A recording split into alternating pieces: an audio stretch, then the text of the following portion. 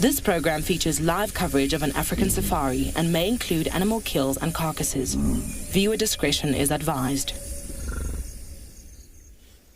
A clear, sunny, but very chilly morning out here on Djuma Game Reserve this morning. We have lots of plans. We're going to go out to the west, see what we can find on that side. We've got Andrew out in Djuma as well as Mike in Pridelands. So it promises to be an exciting one, everyone. We're looking at this gorgeous view. The sun is going to pop up in a bit. So I hope you're ready to jump on board for your live safari through the African bush.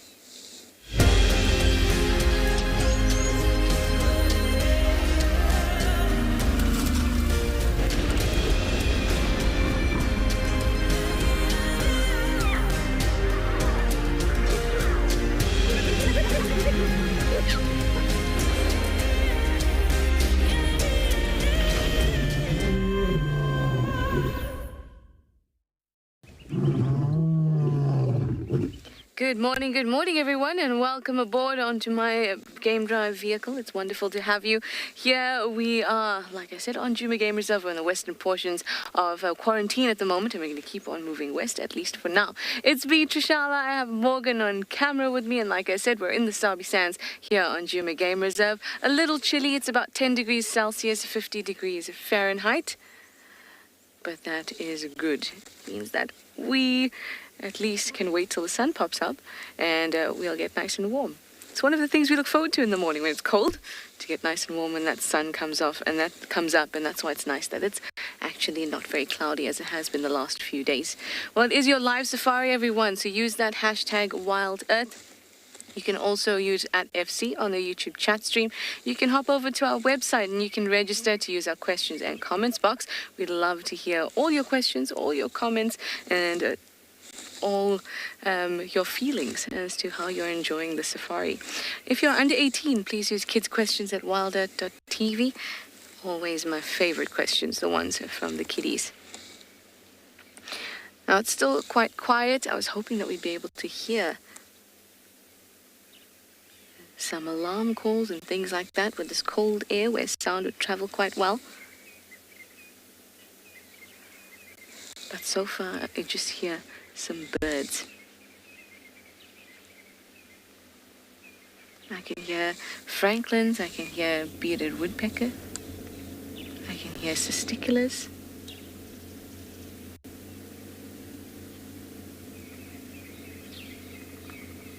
But mostly quiet.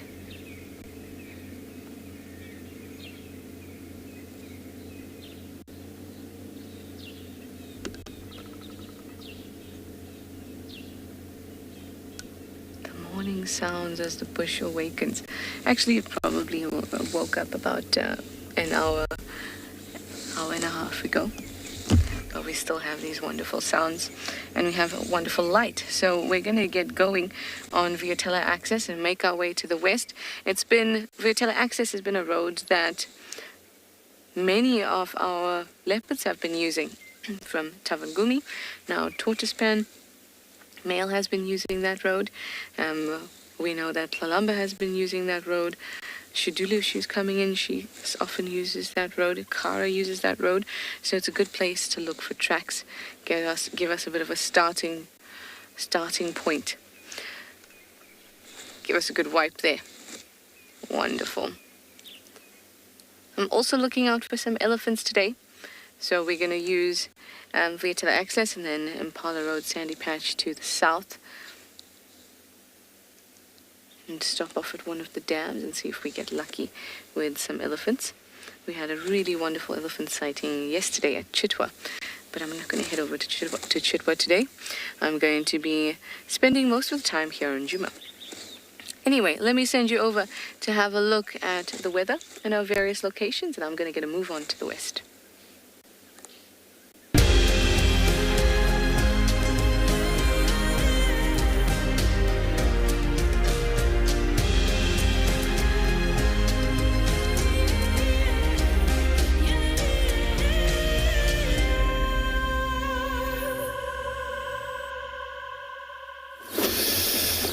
Good morning, everybody. Welcome to Djuma Private Game Reserve this morning. It's quite actually chill slightly, but I think everything will be just fine. This is how we're going to be opening our drive, looking at the Gari Dam quickly. So my name's Andrew and I have Theo on camera.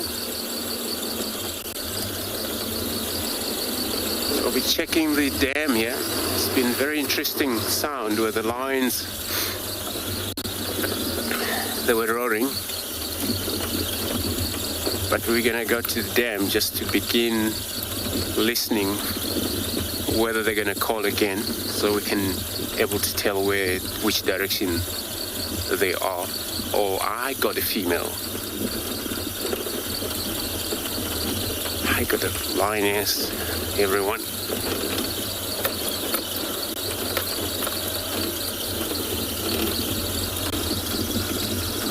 That we didn't actually have to track it harder for them.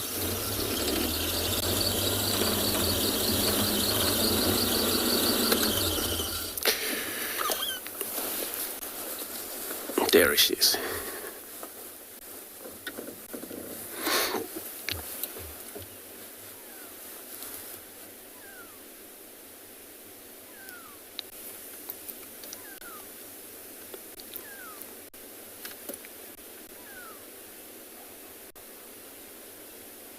Not quite sure if this is the one of the lionesses amongst the two we saw or yesterday. I didn't actually take a look at their neck. I know there was some of them, they had a ticks, but I didn't see any of these missing of a hairy on the neck there.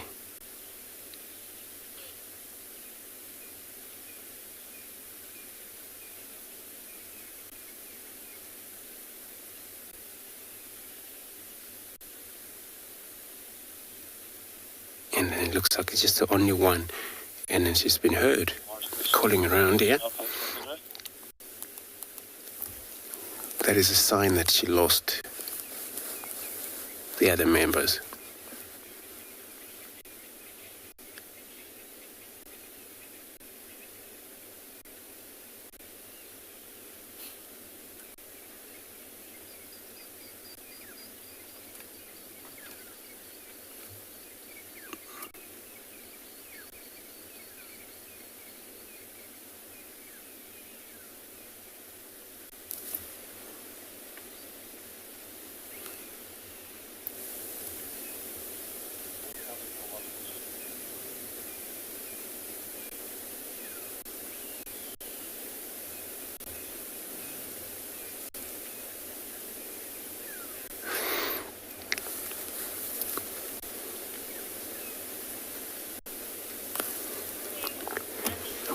So Michael, you commenting saying that, what a brilliant to start the day with a lioness. Indeed it is. A lot of time you have to track it hard, and we just come down to the dam here, and we just find one. So it's such a great starter then. You're very right.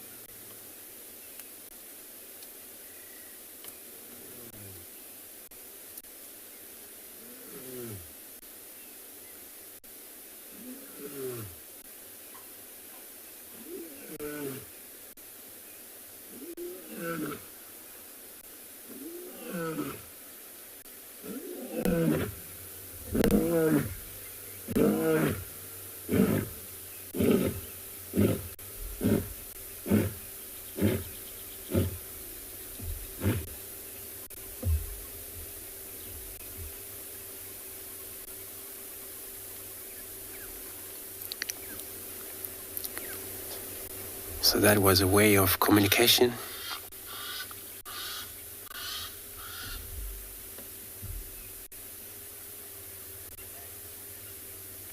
Wait for any response, but seems to be nothing.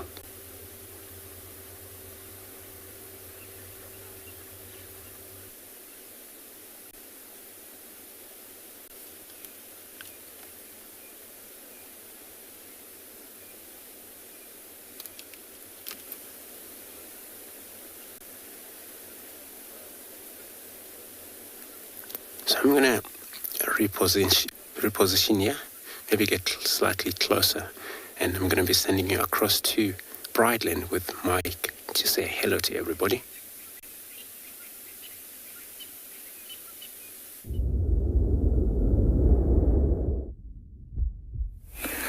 Well, good morning to all of you. Good afternoon for some of you who might be watching from different places all over the world.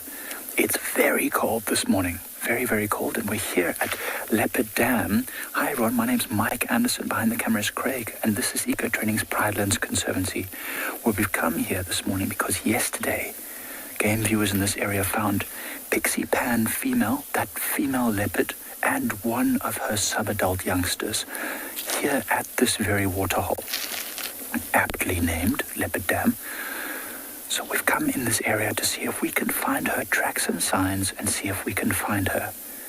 So far it's very quiet. We haven't heard much. No alarm calls or anything else. We're just waiting for the sun to move over the treetops and start shining on some of these open areas where this leopard might go and sit to warm up in the morning. And if we're very lucky, they haven't moved very far, and we might well find some of their tracks and signs, and then maybe track them and try and see if we can just get a glimpse of them this morning. Has been a while since I last saw her, so it'd be fantastic to catch up with them again. And of course anything else that might... Oh, there's an alarm call over to our left. That might have just been some crested francolins having a little fight early in the morning, a little dispute. Well, anyway, we'll keep you updated.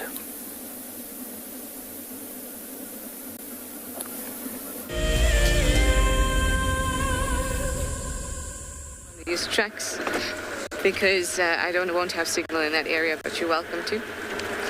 Just calling in some tracks.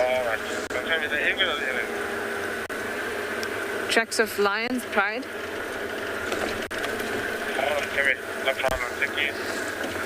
So even if we don't, if the tracks are leading us into an area that we can't go into, obviously we still call tracks in, so that other people can also have a nice sighting.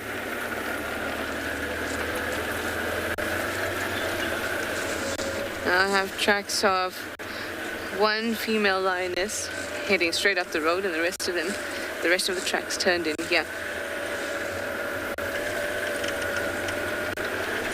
But they might have come out there at Sandy Patch, so I just stopped at Aubrey's because I saw one track turning in, and then I saw the rest of the... But we'll continue with our normal plan till I access and see if we get lucky there.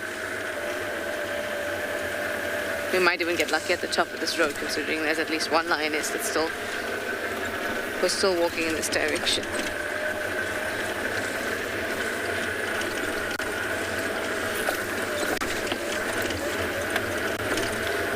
Looks like she's popped off. Oh, no, it's still going.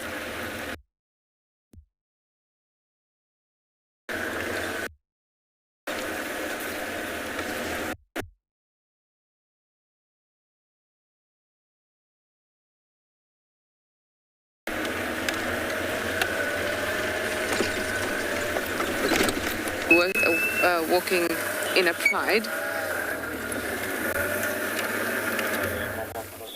which is normally good also for tracking, because if cars are over a certain portion of the track, you still get to see the others. But in this case, we just have the one lioness that we're following. But seems like she's also moved off the road now, so I think we'll turn around and use rear tiller access.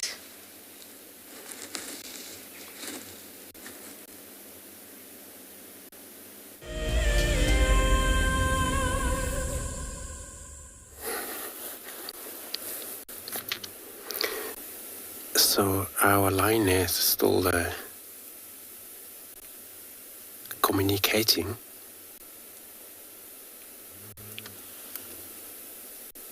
I just got an update. Sound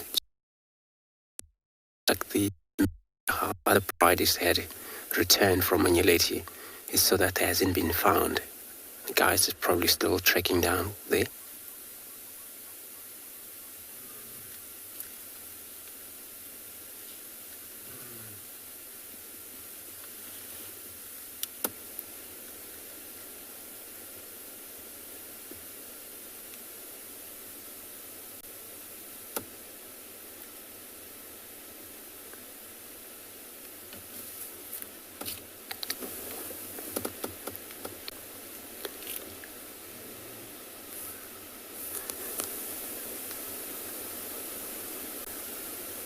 And I'm gonna move the two vehicles, yeah? So we're just gonna wipe the lanes every now and then with the old misty.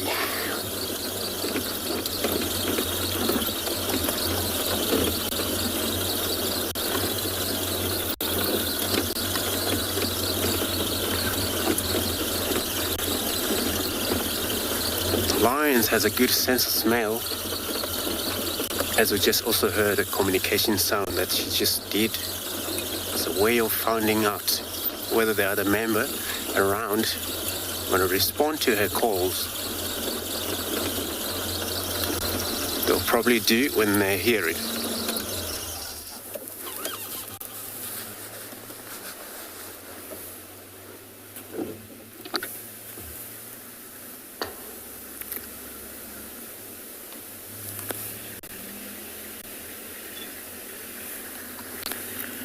And then now she's just approaching the quarantine, so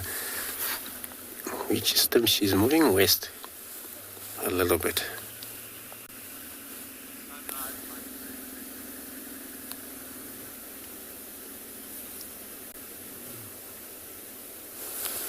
Just going behind the bush and also move.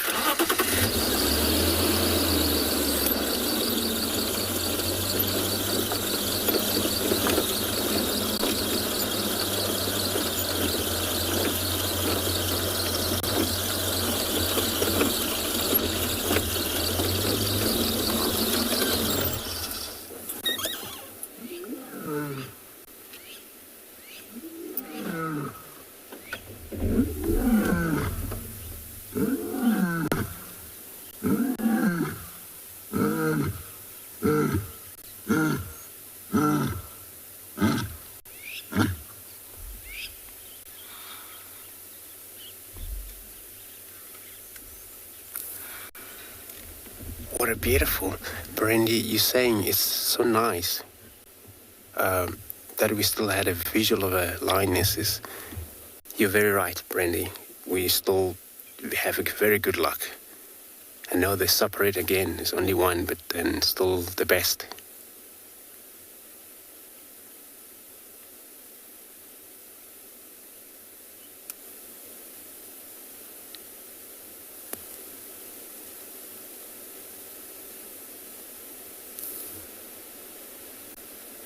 She's moving faster now.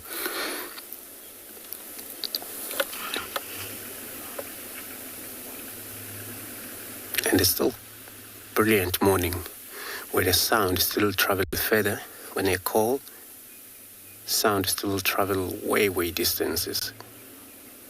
But she may not maybe get a response soon, or then she'll carry on going while she's calling. Let's get closer to her.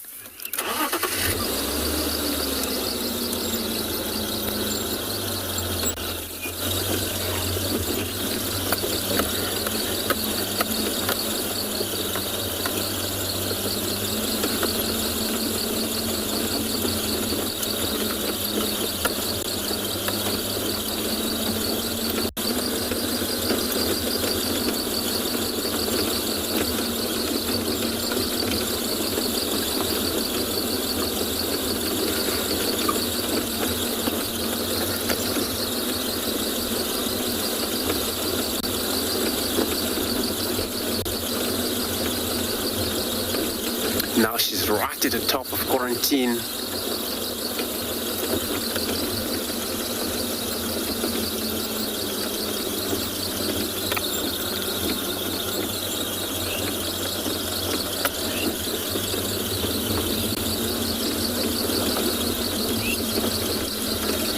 Stop right here. So Anya here saying that hopefully she got a luck finding the bride. I also hope the same, that it would be great to rejoin the bride again.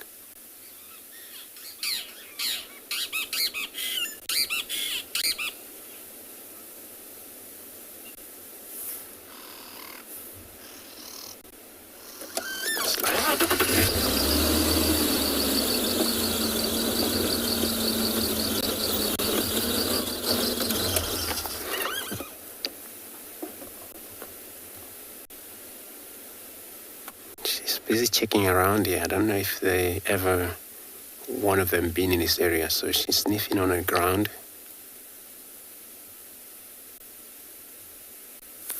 Just looks like she's got a thorn. Plug it off.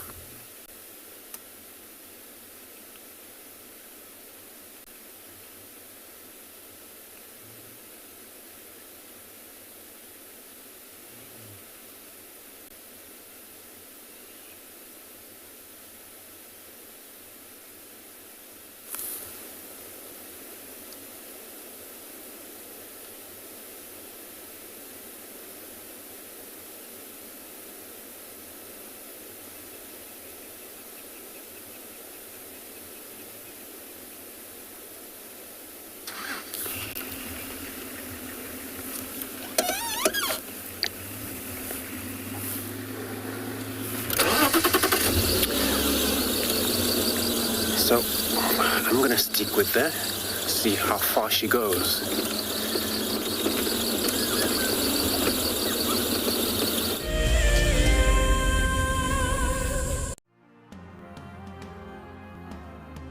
This is Jake Whitener, all the way from the US, and he is a holder of the Ticket to Dream.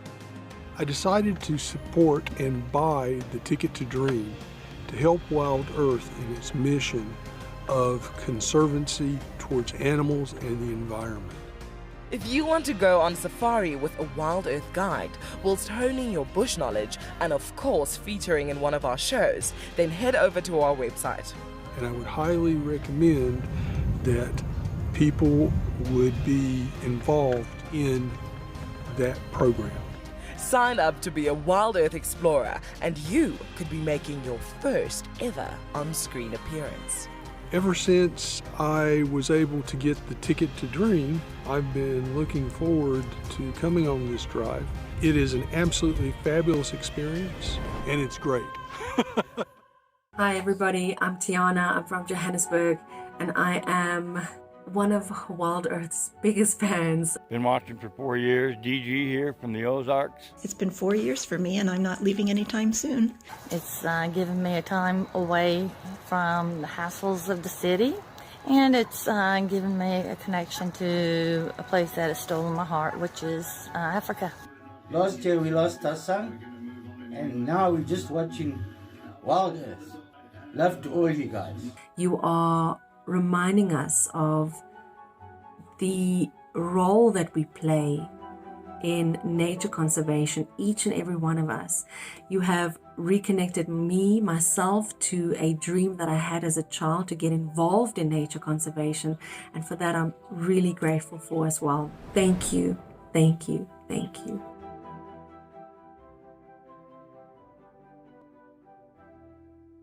My name is Ross and I'm a field guide at andBeyond Phinda Private Game Reserve.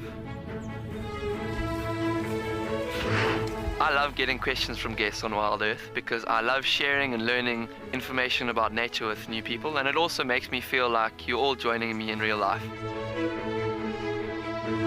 If you want to ask a question on WildEarth, then you need to register on our website.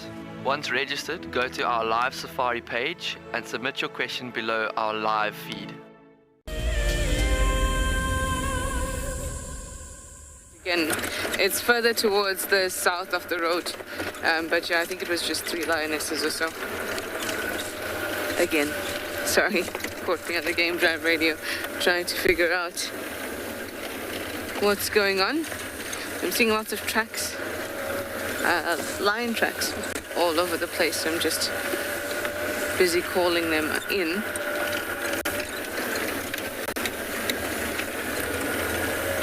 They lead to an area that we have pretty bad signal in, so I'm just letting everyone know where the tracks are.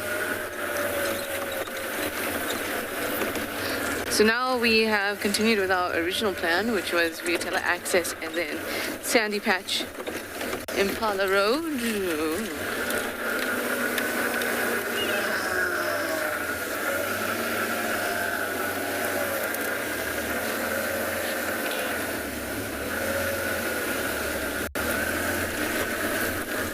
There's a... It's always strange when you see one very, very nice looking track. I'm not sure if we're able to see it. So a female leopard just down there. But I just see one, or one set. So it must just be very well placed. Some hyena next to it. But that's about it. Well, hopefully this means we're in a good area. We're going to keep on moving to the south on this road.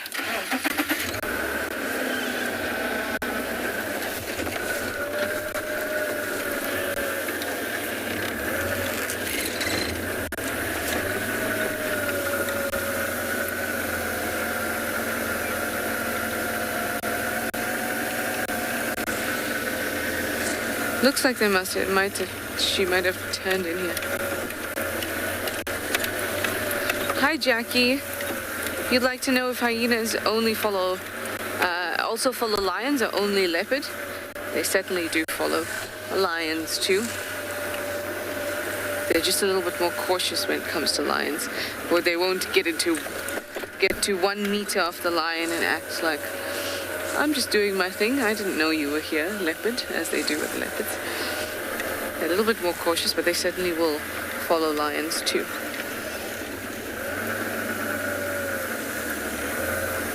I think that was just one very good looking track, because now I've still got the tracks.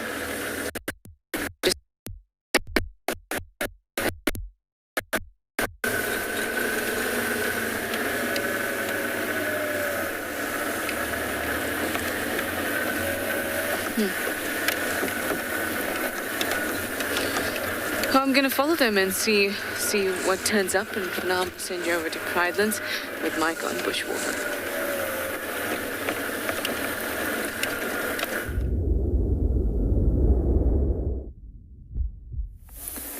It's not very clear to see, but we think we might have found tracks of these leopards from yesterday evening. So just over here you can see a bit of a pad, 3 lobes, and the toes, 1, 2, 3, 4 toes. There's another track just here, which is slightly obscured. I think this was the front foot, the back foot, and it just pushed a little bit of sand onto this track here. And it's moving in this direction, heading that way. So we know this is quite a common route for Pixie Pan female and her youngsters. They've used this area plenty in the past. I'm just trying to figure out if these are really fresh tracks from yesterday, or whether, because it's been quite still and quite calm, whether these tracks might be a little bit older, but I haven't been able to ascertain it just yet. But the tracks come from that way, which is where they were yesterday afternoon. They were on the eastern side of the dam, and then they would have crossed all the way along here looking for any hunting opportunities. And these kind of open clearings are the perfect places for leopards to hunt. There's lots of thickets and drainage lines on either side, and these open patches here would have been where the impalas, which you can see tracks of impalas all over here. All of this is impala tracks. You would have seen impalas moving here, maybe even during the night, hoping to stay away from danger. And these leopards came through. So we're going to keep moving west along these tracks, just trying to follow them, see where they head, and hopefully we get something like an alarm call or something ahead of us that gives us an indication. We know there's water in there, and we know there's plenty of shelter and eroded patches amongst the tambuti trees, which is exactly where they'd like to go. I mean, if you look down there, you can see those big thickets of green trees. It's exactly where these leopards might like to rest up during the day. So wish us luck. We'll head there and we'll keep you up to date if we come up with anything interesting.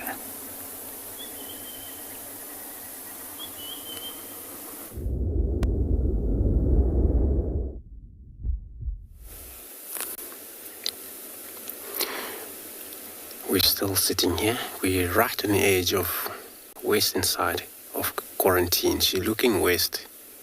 She may go down to this thicket, still head west, I'm sure. Or maybe she'll decide to lie down here. She's still actually extremely calling around, but there is no response from the other bride.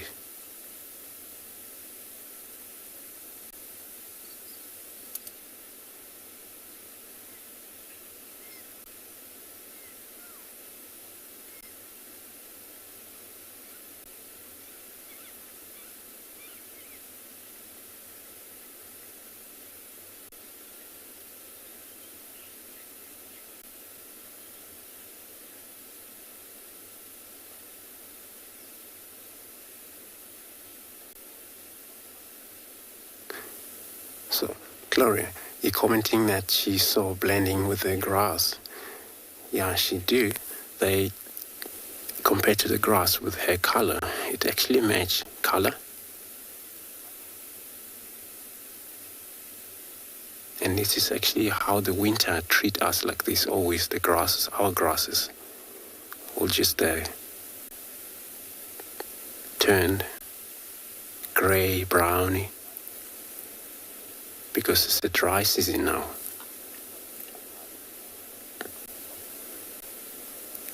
Which means lions, if they would hunt in the tall grasses, it will work better for them because then will be hardly been spotted by their prey species, except if they could maybe smell them.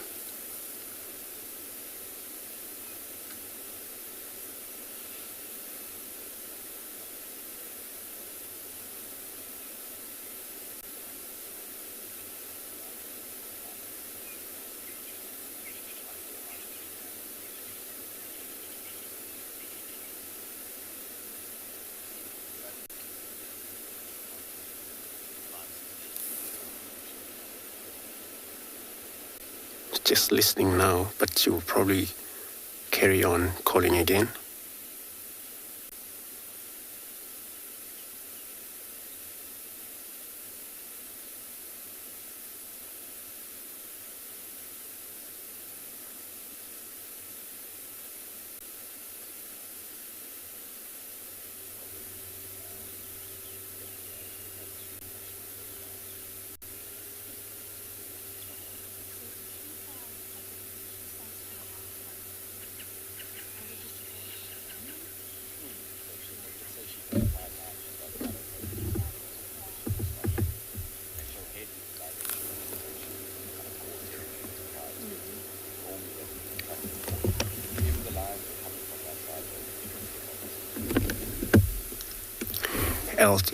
LT, you asking, do I know how she's separated from the entire pride?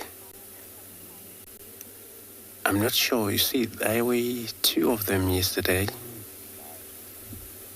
The one that looks very much full belly yesterday. And then if she's still one of them, probably separate from her again. So that could happen whether she just nap and while the other will move. But if she's the third one to be missing from the bride, it means maybe the other two, they have hooked up with the bride. Maybe she was lost since then yesterday also, away from the bride. That would cause by maybe same situation with the other two, what happened to them. during the hunting, they're all separated and unable to rejoin at the same time again.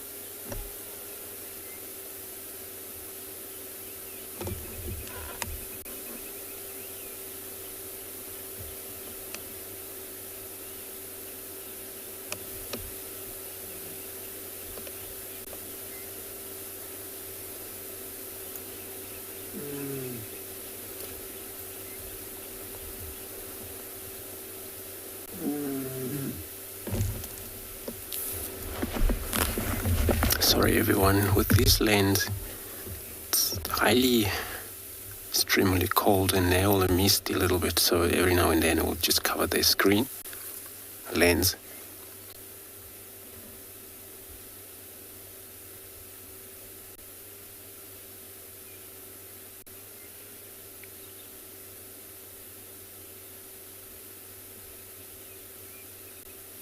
And it seems he hasn't actually found where they've moved in, where Trishal actually trying to look for their tracks. Still quite away from here. But if it happens, she got lucky of finding exactly where they've moved, then she won't call along, or many times she's just going to focus on tracking them.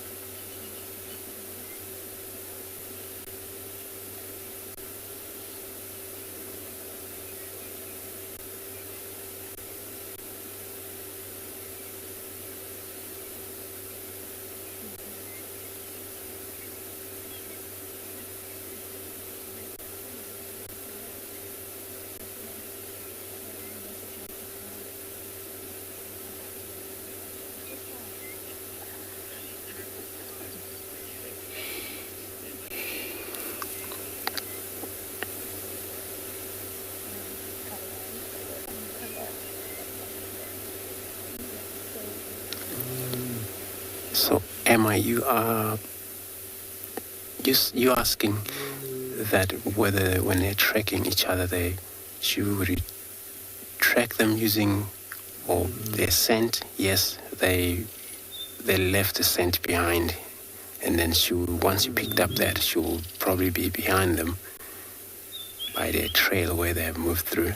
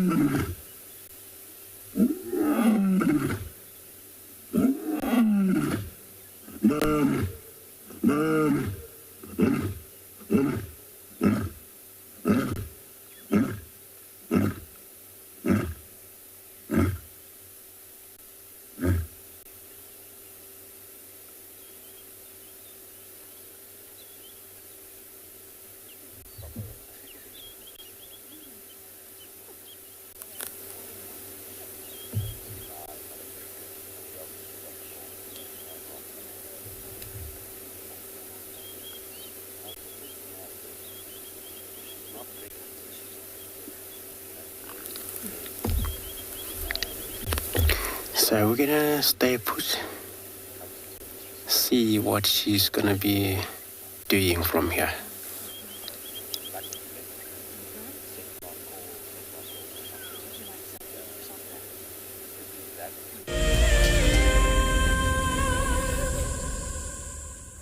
So we are down in this little drainage line now, far to the west of Leopard. Well, not that far, maybe 700 or 800 meters at the most.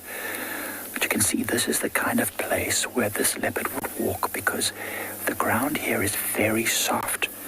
Its soft and padded feet, which are perfectly designed for silent movement, would be perfect on this to move quietly, even more quietly. The high banks would shelter it from being spotted by any of the prey that it's trying to hunt. And should it smell or hear anything, it could easily pop up just with its head, popping up that beautiful camouflaged coat, keeping it hidden, see something, and then use this drainage line to get closer. Now, oftentimes, the wind or the air in the evenings and the mornings will travel up and down these drainage lines because it's the lowest area. And so even when it's down here, its scent won't usually go out. Its scent will usually only travel down the drainage line, which is perfect. So it's really got everything going for it if that leopard would hunt in this area. Now, we had tracks heading all the way up into about this area. Now I can't see the tracks anymore. So we're going to keep moving up this drainage line and hope that we come across the tracks somewhere. But you can really see up ahead those tambuti trees, the thickets. We've seen leopards in this area numerous times, usually lying right on the bank where they can have a good view. And then should they spot us or a prey or another predator, they'll just pop down into the drainage line and disappear. And oftentimes we never see them again after that because it's so easy for them to move silently and quickly. They can run basically at full speed on this sand without making a sound. So it's really the perfect place for this leopard. Now I wonder if Pixie Pan, if she was only spotted with one of her youngsters yesterday in the evening. So I wonder if the young male, because the tracks we've been seeing have been tiny tracks, so I wonder if the young male, her youngster, has maybe started to move off on his own, because they are coming up to nearly 2 years old now, so they should be old enough to leave their mother. Maybe about 1.5 years to 2 years is when they usually leave, so let's cross our fingers and hope that all is well with the family. 2, 1, hold off speaking.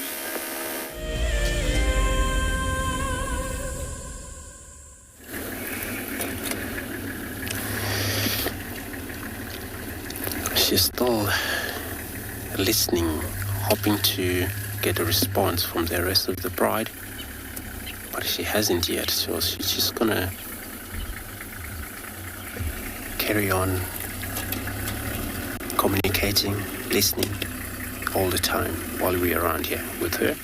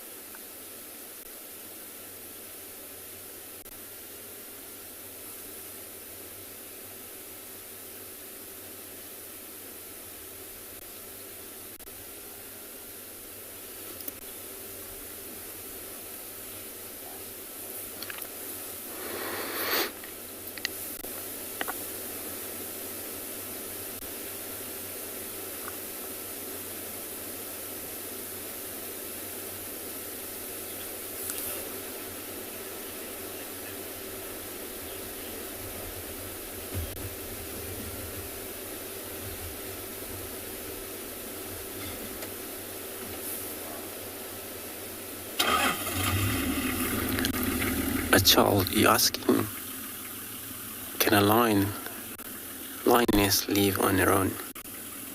Or it has to be in a bride?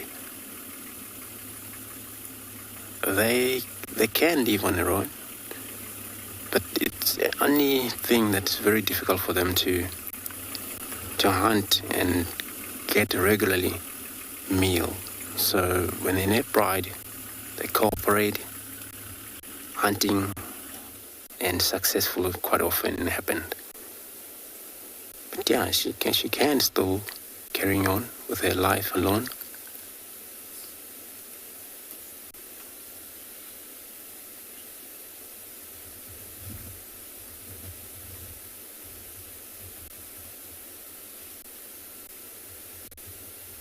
lions sometimes also they scavenge, steal from the other cats, steal from hyena.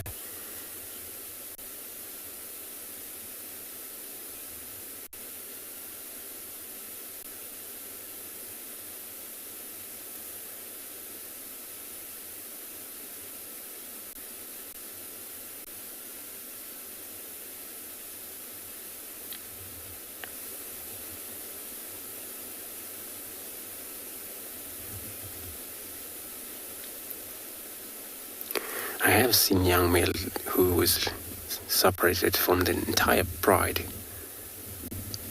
And then he was always behind a herd of buffaloes. So we're just going to wipe the lens again. And all he was hoping was the weakest, the young one that cannot keep up with the herd. Hungry lion would desperately looking behind a herd of buffaloes for many hours, following right in the far end.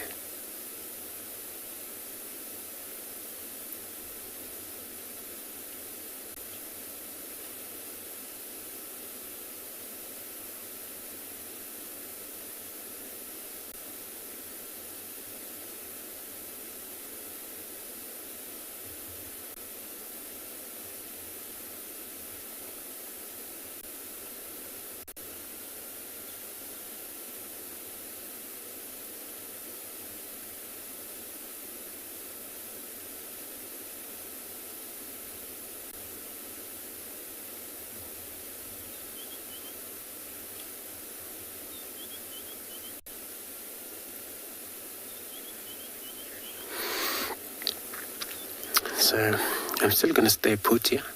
Going to be sending you across to Trishal, who she's also on the move.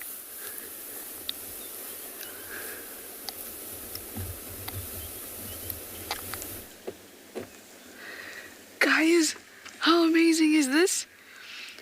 We literally got here at the right time. These are all marabou stalks. I can't believe that they're all here.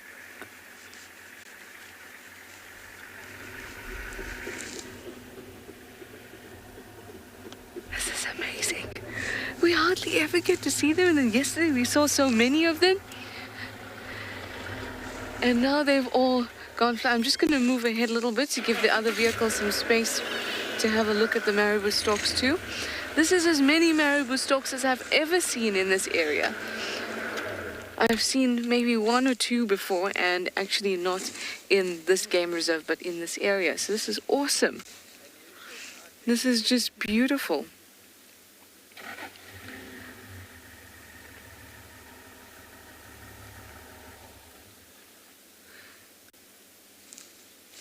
I wish I had a monitor and I could see too.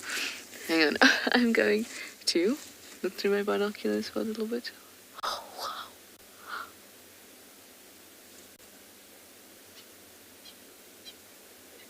They definitely are not the most pretty birds.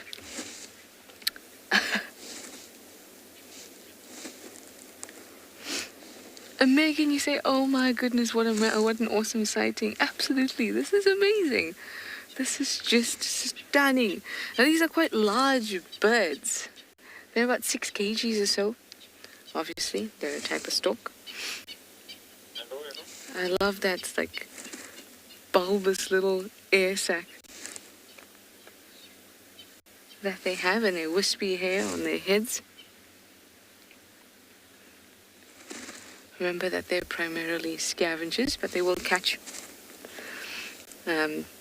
other small little prey. In fact, sometimes they'll even take frogs, and they might be looking for some of them in the water. In fact, it's one of them got a frog. You see, it's got, yeah, is it just drinking? I've just got my binos out to have a look. It looks like most of them are just drinking.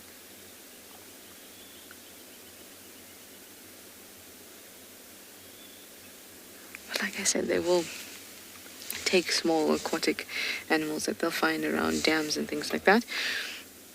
But primarily scavengers.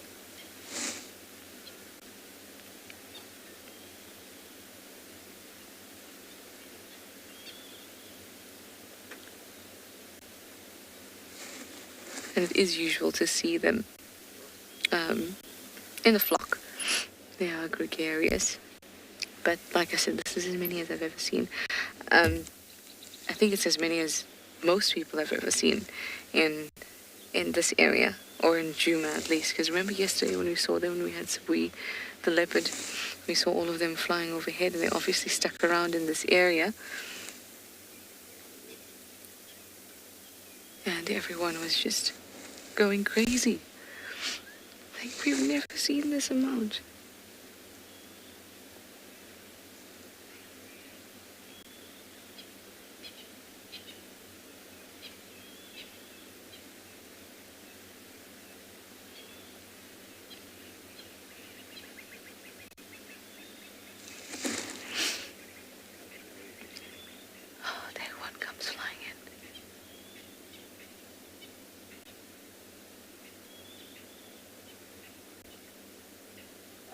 You hear them as it landed and flapped its wings to come down.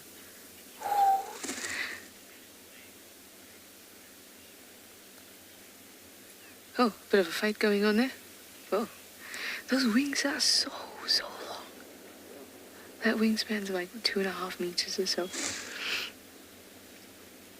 Jamie, you'd like to know if there's a name for a collection of marabou storks? I can imagine that there must be quite a few very interesting ones, but I don't know. I don't know them.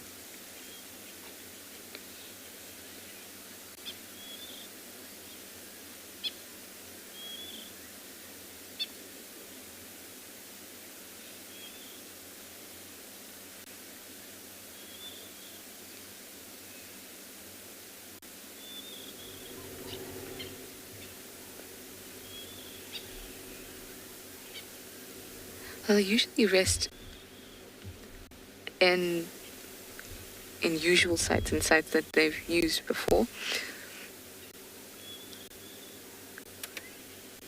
So I wonder if there's a spot here on Djuma that they have used previously that they're going back to, because we've seen them for 2 days now.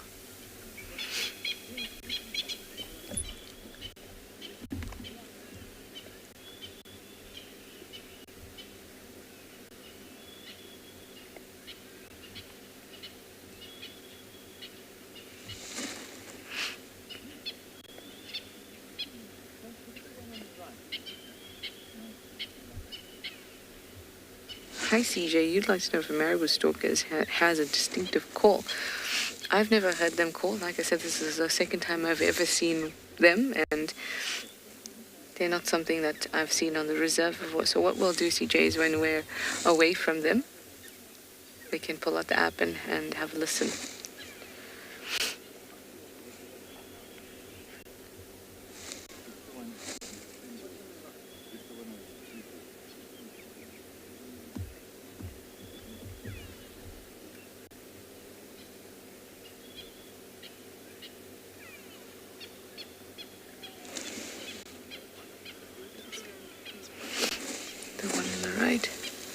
So there's a one on the right.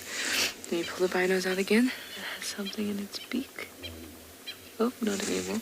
Right, let me watch through my binoculars.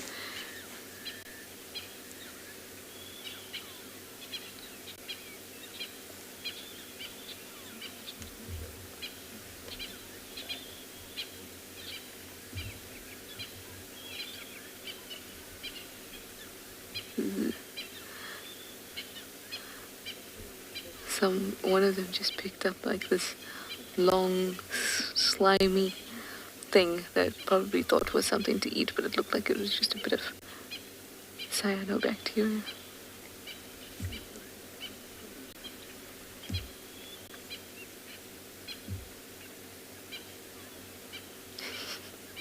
Looks like a lot of them are taking chances. They're grabbing sticks and other little things.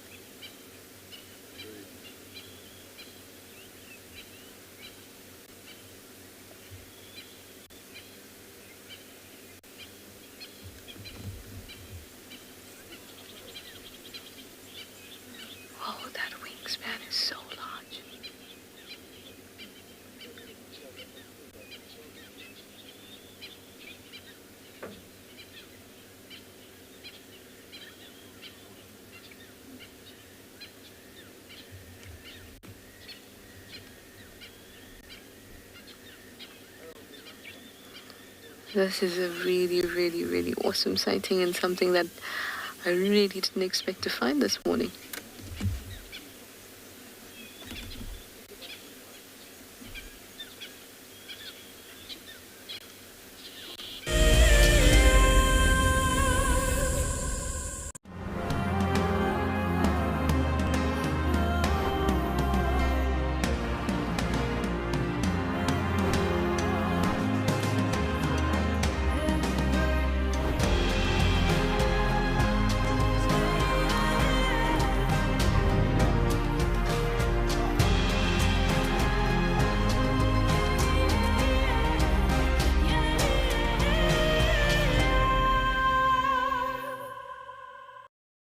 Founded in 1973, the Endangered Wildlife Trust has consistently and effectively worked towards achieving our conservation legacy.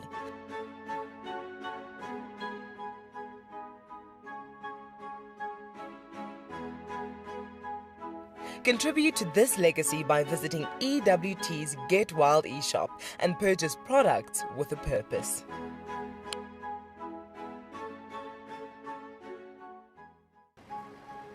I love being a cam up for WildEarth. The animals coming right up close to you, especially like lions. Sometimes you get nervous, but you have to go with the flow.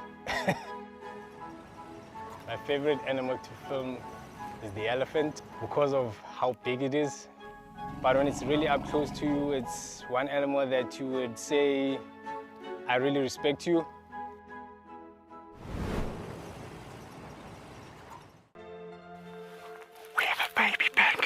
Baby pangolin. This is off the charts. This animal is about from your fingertips to your elbow. That's the total length of this animal. This is unreal. This is unreal. This is unreal. This is like now my 4th Christmas in a week. We should do this more often. Tune into WildEarth every single day. It's in your nature. Hello everyone, my name is Trishala and I am a naturalist and safari guide here in Djuma Game Reserve in the Sabi Sands in South Africa. I think that the information that we provide and most importantly the questions that you ask give both you and I a really good idea of what's going on. My friend Fernando here, he's a flat-necked chameleon and I love them. They're just these gems that you manage to find in the bush. Catch up with the guides daily here on WildEarth.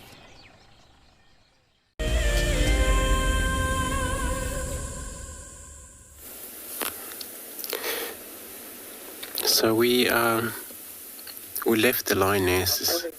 There's a lot of vehicles there going to have a look at that.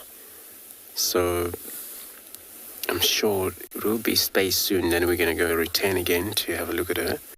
Now we got her impalas, which is they're happily feeding around here. And they probably heard that lions calling earlier, but I'm sure they're going to keep an eye on that.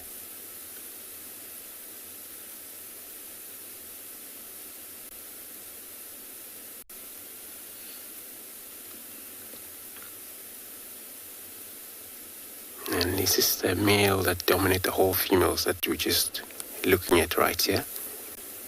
Seen him pushing them around quite a lot. It's all about right in season that take place.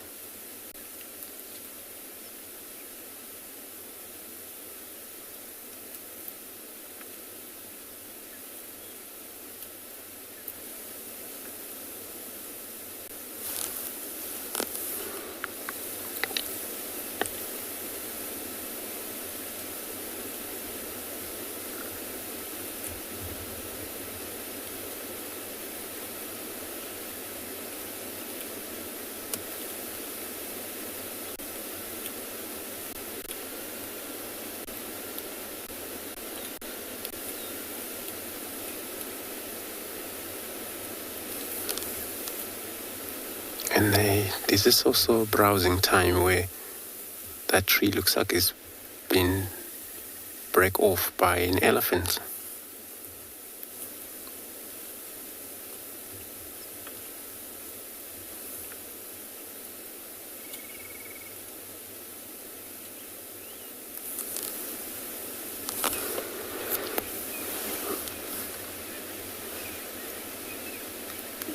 And then now the bees are feeding on it. So it's a way of life where elephants do a lot,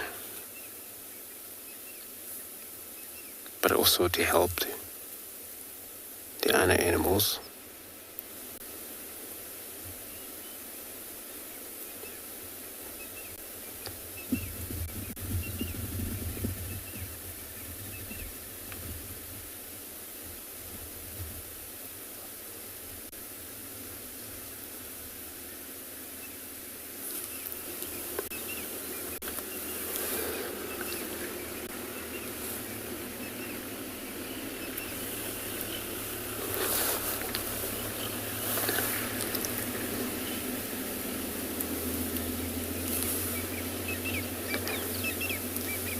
Vicky, you're asking how far the line is from this impala.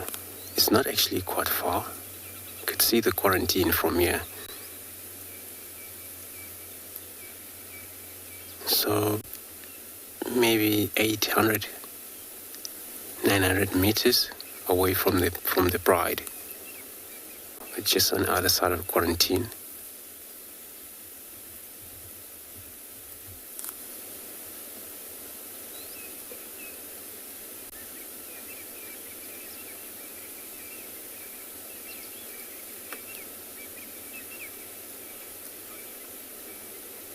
So we're gonna see if we're going to return to the lioness once there's a space. In the meantime, sending you across to Pride Land with Mike.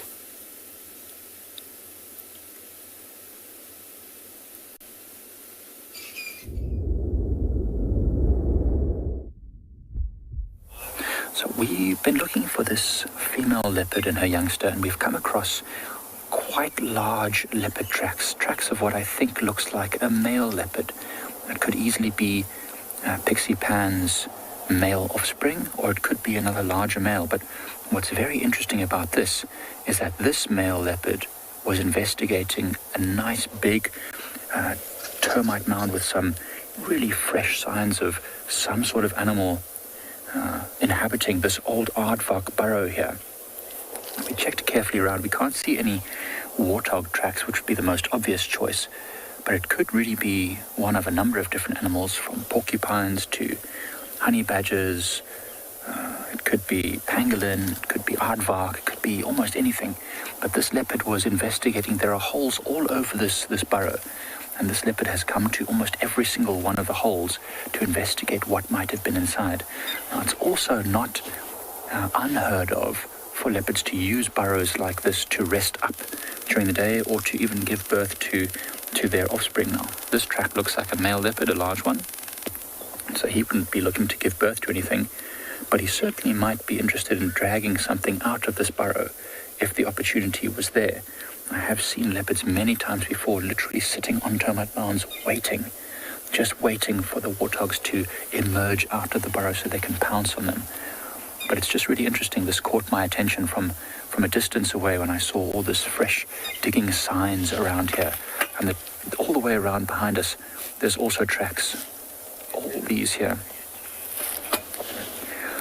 Gabby, I don't think that animals can look at a track and see that it was a different animal's track. I think, Gabby, what's most likely to have happened here is this leopard was smelling something, or any animal would smell the scent left by whichever animal made the track.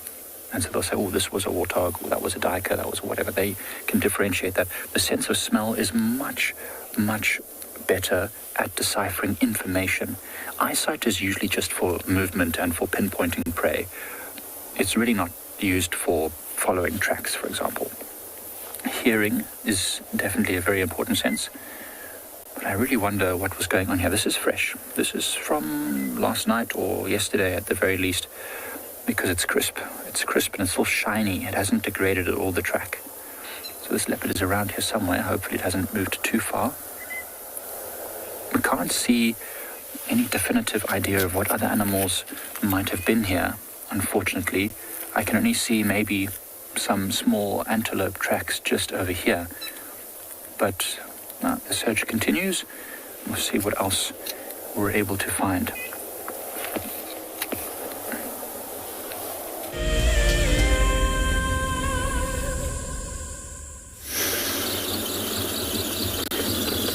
So it looks like we got a space back to the lioness. So I'm gonna go there,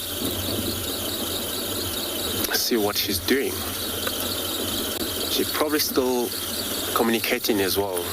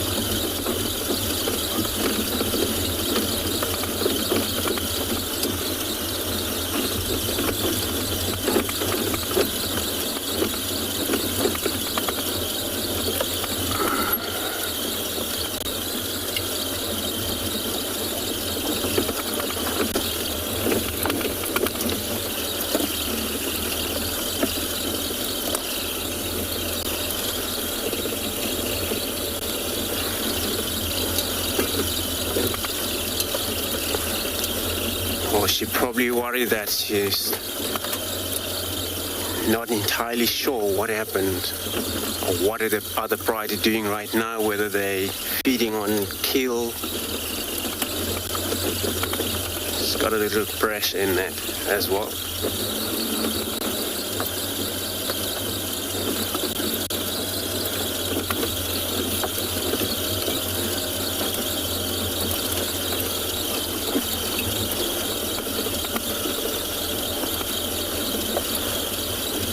So I'm gonna go around. She's up.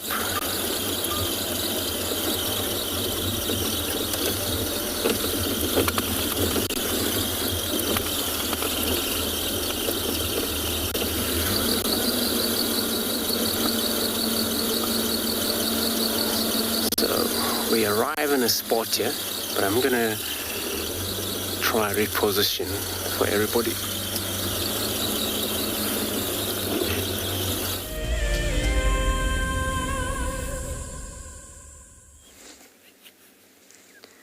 I've just caught some marabou stork fluff. It came cascading from the sky. It's a bit of down. I don't know where it's from. I don't know if it's from its neck or it's actually from the downy bits and it's underneath its feathers. But I'm sure that there are a few people who can say that they've caught marabou stork down from the sky. So I just thought I'd share that with you. I just caught it. They were on a tree and then they flew and then they sent off all their fluff. I just want to have a closer look because I just caught it and I didn't get to have a look. It doesn't look like the downy bits that you would find on the body. It looks like it might have, been around there. I'll show you why. Can you see that little stalk? Hang on, let me take out my pokey. Where are you, pokey? There you go. See that little stalk there? Sorry, I'm creating a shadow. A little stalk there. The downy feathers that you find that are closer to the body to keep it warm don't have a single long stalk like that. So it's more likely that it's from the neck area.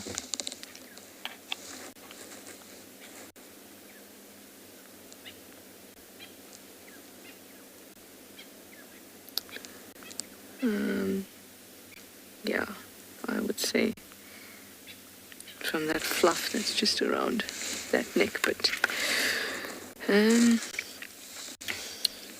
well, thanks. I'm going to take my scavenger's fluff, keep it in my collection of other rare and strange things I've found out here. Strange to me, at least.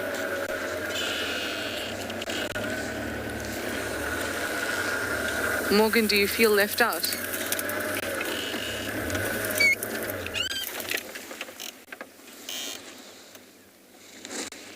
There's one for you too. Thank you. I'm sorry yours couldn't be as dramatic as mine. Trying to follow it with the vehicle as trying to catch it. But at least Morgan got one too. Cool. 14 marabou storks. Like I said, they are gregarious. You see them together, but I've never seen that many.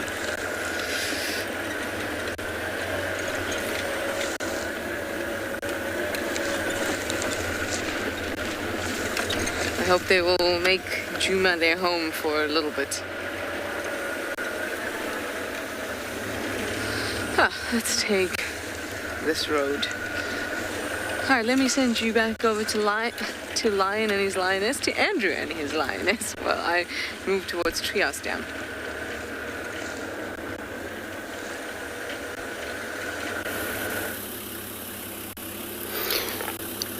Oh, 14 marabou stock.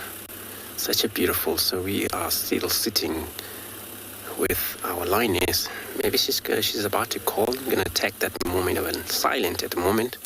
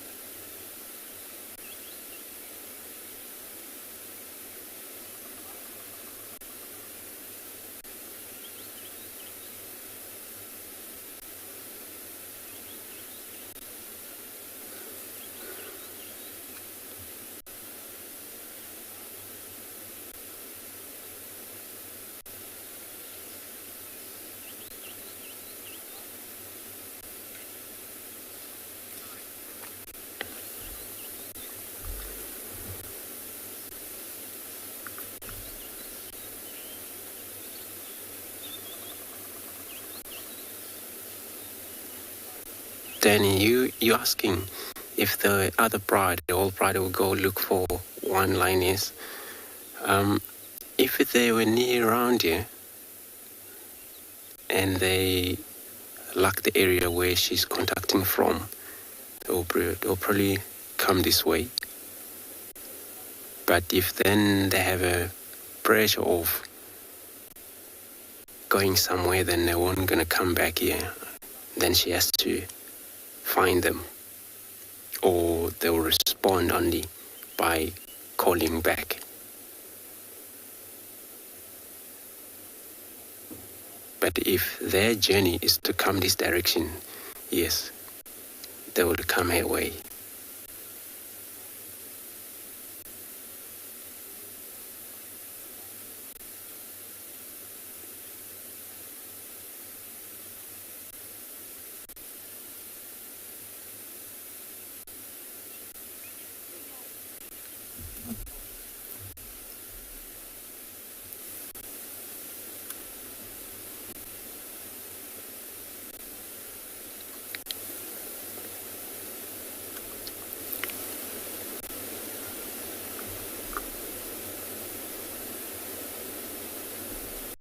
And then she's highly alert. You can see how she check around her.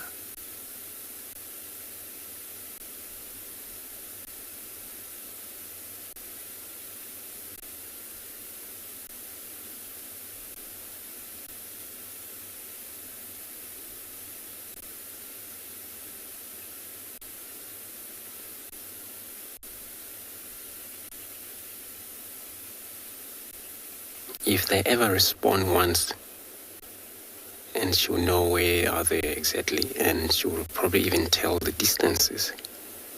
If she's near, she has to take that journey from here to get them, which she may, because she's really desperately looking for them.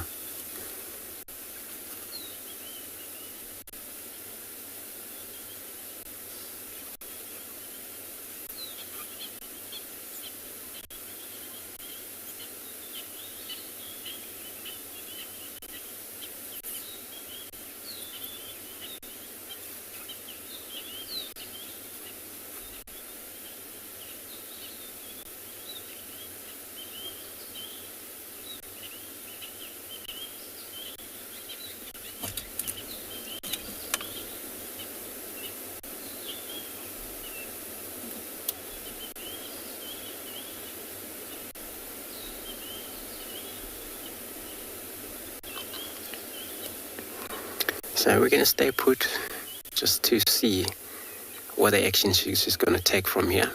I'm going to be sending you across to Mike, who is also have an interesting thing.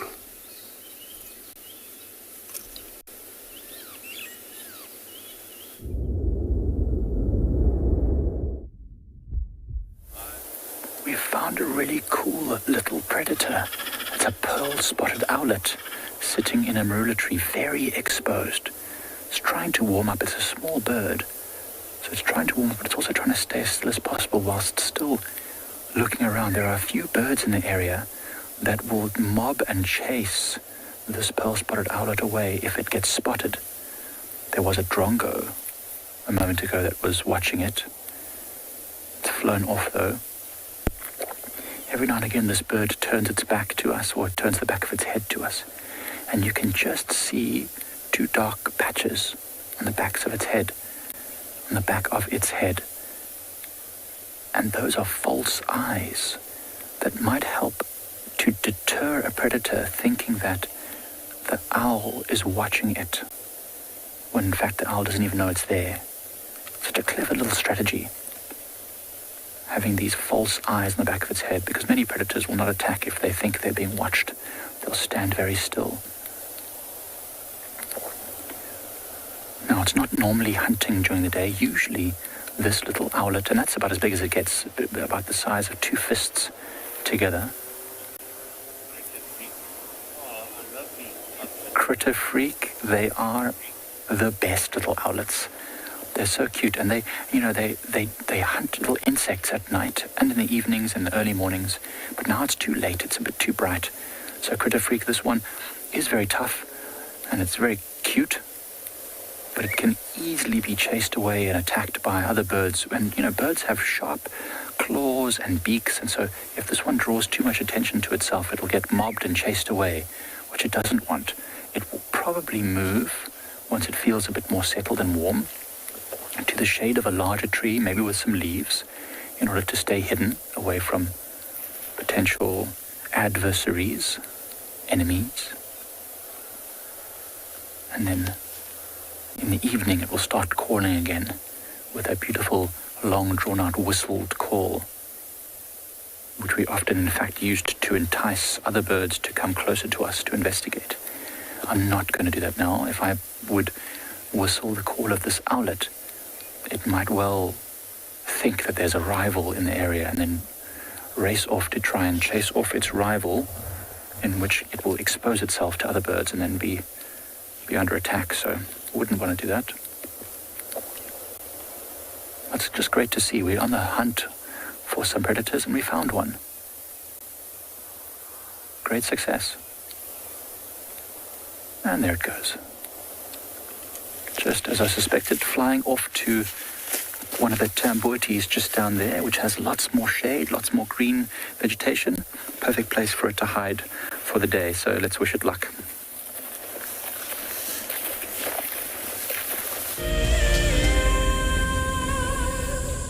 The annual Safari Guide of the Year competition aims to create awareness for those men and women who dedicate their lives to tourism and wildlife. This year's event will be held at Marataba, a breathtaking privately managed section of the Marakele National Park in South Africa's Limpopo province. In celebration of this, WildEarth and Marataba Luxury Lodges are offering all explorers a chance to win a 3-night stay at Marataba Safari Lodge for you and a friend. In addition to spectacular land-based safari, Maritaba luxury lodges offer an opportunity for guests to cruise peacefully along the Matlabas River, watching the animals as they drink and wallow. The lodge offers you a chance to lie by the pool or enjoy a spa treatment, and one night could be spent sleeping out under the stars in a luxurious treehouse. Sign up to be a WildEarth explorer before the 30th of June, and it could be you heading off on a long-awaited getaway. WildEarth Explorers. It's in your nature. Educating our youth about the environmental threats we face is critical. Our future depends on it. The Wildlife and Environment Society of South Africa, WESA, is actively leading the charge. Their goal is to encourage children to fall in love with our natural world and to empower them to live sustainably in the future. Through their school programs, the children learn to report on environmental issues through videos, articles, and photos. The YRE program has changed my life in so many beneficial ways. Being out there at the workshops, I was entitled to talk with others, socialize, as well as my writing skills and leadership skills have improved, so it has been great. WESA is a membership-based organization. By joining WESA, you will be helping to provide valuable support for these youth education initiatives. My name is Lauren, and I'm currently working in Djuma Private Game Reserve here in South Africa. I love answering your questions during the live safaris. It's my favorite part. It feels like you're on the vehicle with me, and I'm able to teach you exactly what you want to know. If you want to ask a question on WildEarth, then you need to register on our website. Once registered, you must go to the live safari page and ask your question below the live feed.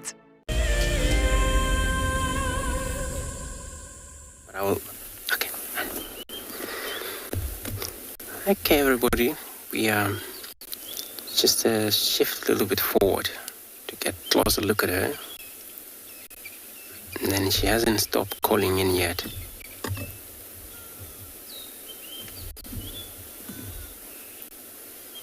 But then it has no response. Whether they're out of reach of her voices, or whether they cannot just respond yet, whether they are on a kill, busy feeding elsewhere.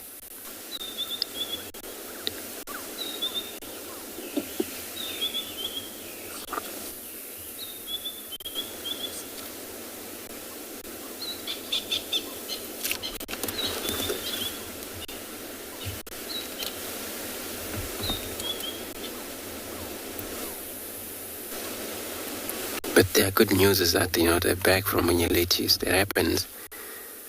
They're back and cross to the west.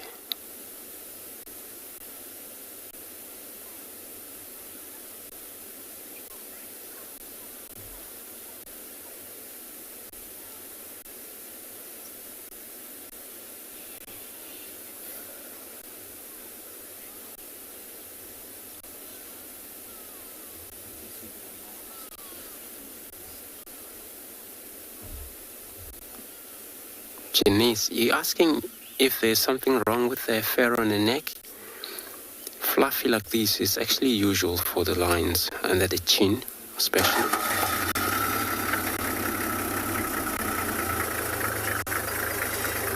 It's a soft part underneath of the throat there, and they grow very long hair.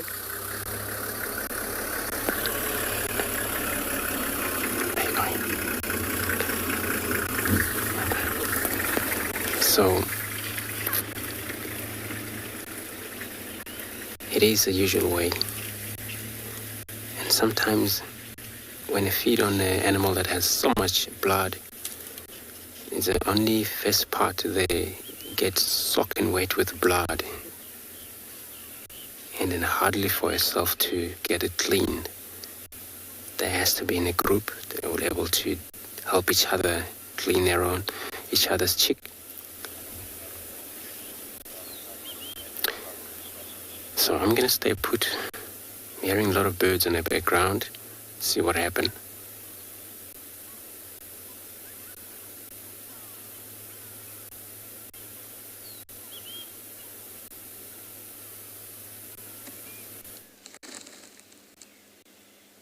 Look at these little raisins. So many dwarf mongoose on this mound. A small mound, but we can just see the top of it. Underneath there'd be a whole network of different tunnels. They've all just come pouring out. Sometimes it feels like when you see a small mound like this and they all come pouring out, it almost looks like a clown car. Like, when's it going to stop? There's so many in there. But it looks like all members of this business are out on the eastern side of this mound, trying desperately to get warm. Maybe you need one of our toe warmers. They would love that, I'm sure. Curl up into a little ball and have a nap on a nice warm platform.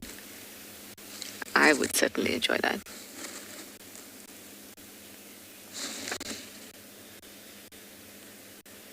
There are testiculars going crazy.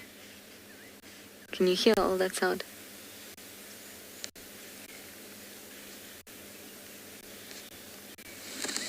Well, we're in a good position to see if anything walks out there, but it sounds like it might be a predatory bird that's around.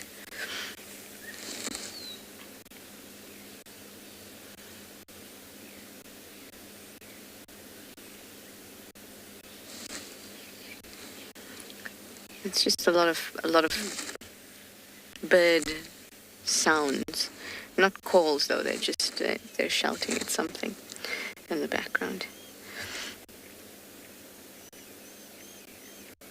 Oh, these guys are.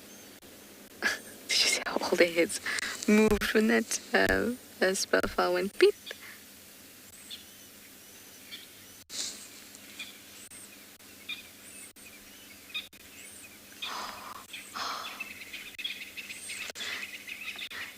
Morgan, there's 2 orange-breasted bush shrikes in this buffalo thorn. Oh man.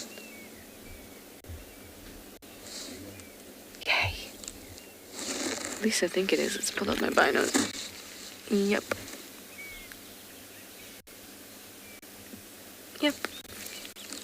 And another one. I love looking at these birds. They're just so pretty.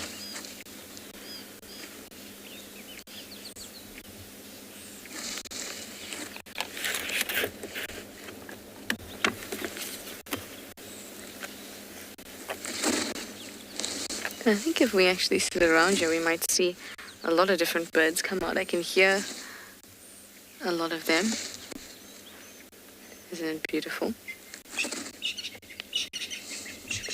I had a question, but FC's just going to help me again about how you can tell if one is old or if a mongoose, one of these dwarf mongooses is a youngster or if it's old.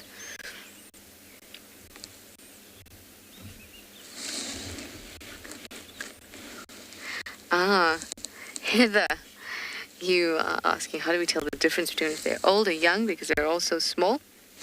They are really, really small, all of them, 250 to 300 grams, but the youngsters look substantially smaller and they also have a bit of like a rounder head.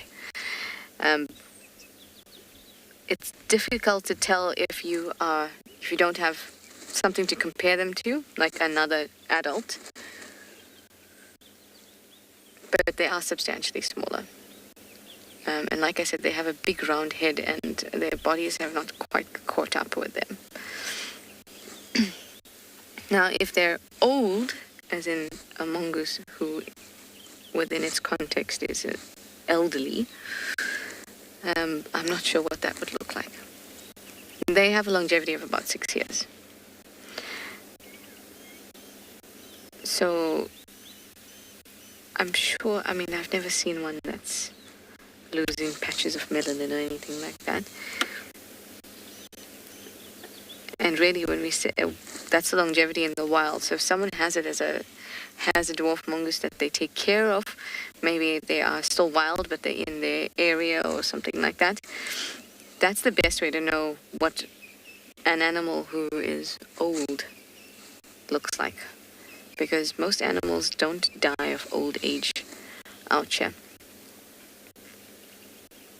But between the adults and the youngsters, there is a big size difference, and you can tell straight away. You can even tell once you've been spending a lot of time with them, you can tell the difference, even if you just see a baby on its own, or a sub-adult on its own, and not next to a nice big grown adult.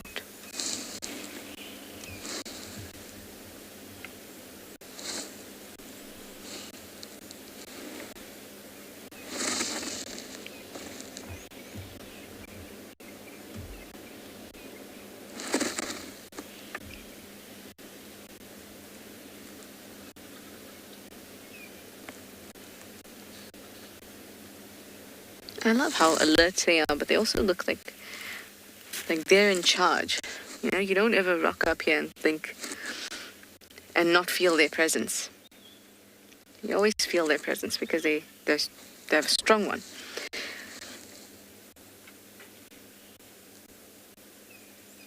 It can sometimes make you feel a little uncomfortable the way they stare at you.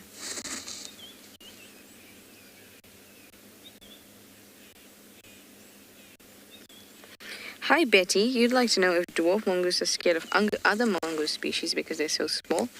I don't think, Betty, that there's a thing dwarf mongoose are scared of. Even when aerial predators come along, it's not.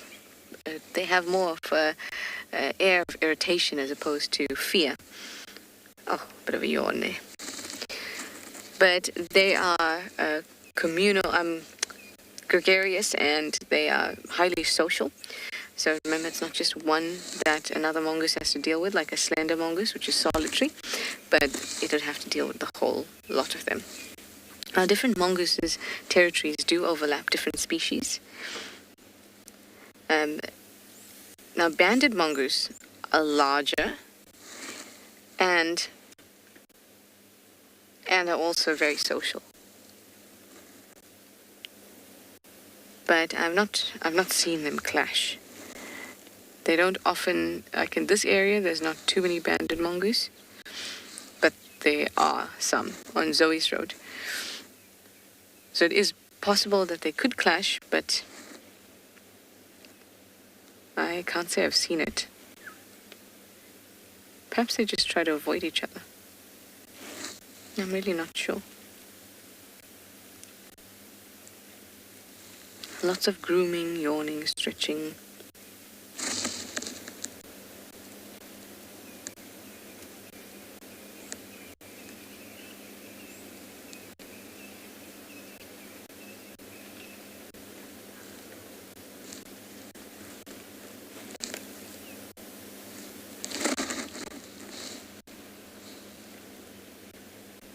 Such a fluffy little cluster.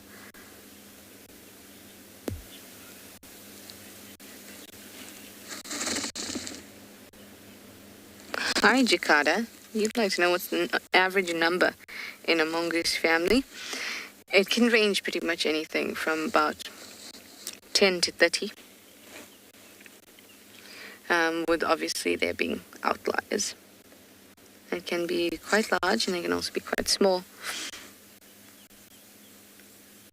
I'm sure there must be a record for the most number or the highest number of members in a business, but on average, let's say about 13 to 30.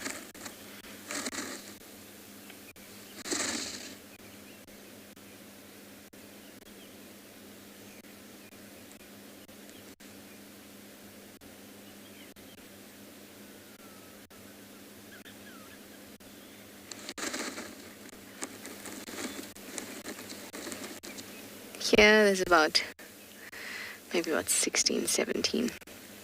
But there could be others around too. But at this point, all of them out doing the same thing, sunning themselves, grooming, stretching before they're out. So it's unlikely that there's more in the termite mound.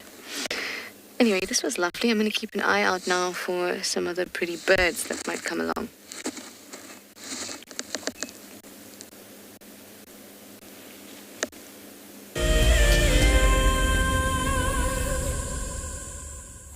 We have have managed to make our way back towards Leopard Dam, and we're standing at the place where the elephants often come and drink. As you can see, there's a big leadwood tree completely covered in mud from all the elephants that come and go from the waterhole. And a leadwood is a great tree to scratch on because it's very hard and rigid and it doesn't move around, so it's perfect for a good scratch. I'm trying to see if there's any ticks or parasites. I can't see any that stand out to me. There's an old ant that looks like it got squashed, unfortunately. Oh well. So just over there to see the body of an ant. Either got squashed or it got caught in some of the sap from this tree. In any case, it's no longer going to be very active. It's going to be an immobile ant for a while. But we found tracks all over this place. We found leopard tracks coming to the dam, going away from the dam. We saw big tracks, we've seen small tracks. It's very difficult to know which ones are the freshest tracks, though. With the days been quite still and calm the last few days, not too much wind, it means those tracks can stay fresh for a long time. So anyway, we've come back to the dam because it's getting warmer now. I'm going to wait and see if anything comes down to have a drink. The water level's dropping quite quickly, and I noticed some more tracks just down here. It's very difficult to see. There's a track just over there, another one just over there, and more tracks heading down to the water's edge. Now, I think that these tracks could be potentially tracks of wild dogs that were in this area recently, because if you look, they've got very big toes and very small back pad, just like here as well. And we know they've been in this area. They ran along the boundary, the western boundary of Pride Lands, I think yesterday or the day before.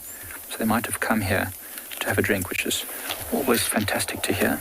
Hopefully these African wild dogs are still sticking around in this area, and they might just come and join us for a drink a bit later. Who knows? We can wish, we can hope, right? But in any case, what a spectacular spot.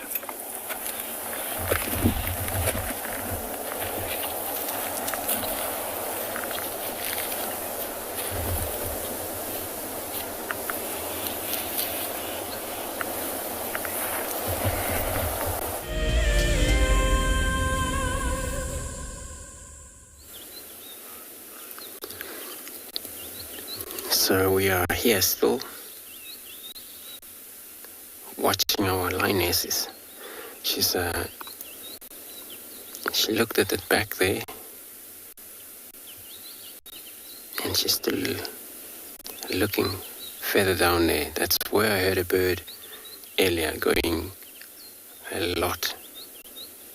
Communication, all different sorts of different species of birds, but it's very thicket.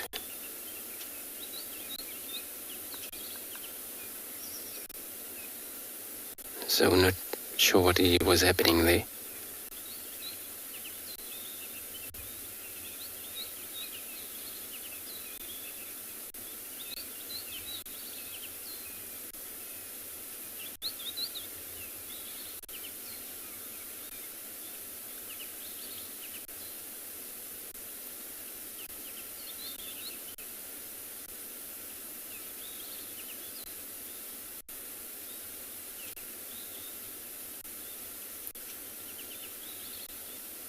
These birds, they sometimes give a warning, some reason.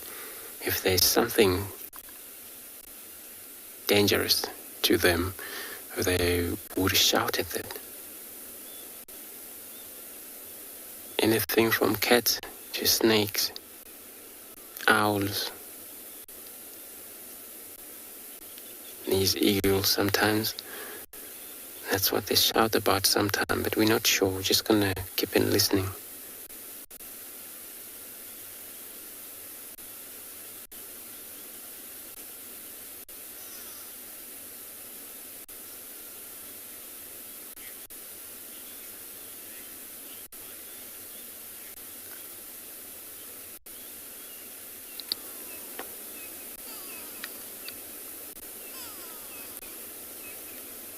Look, you asking that she going to do this all day long or until she find the others.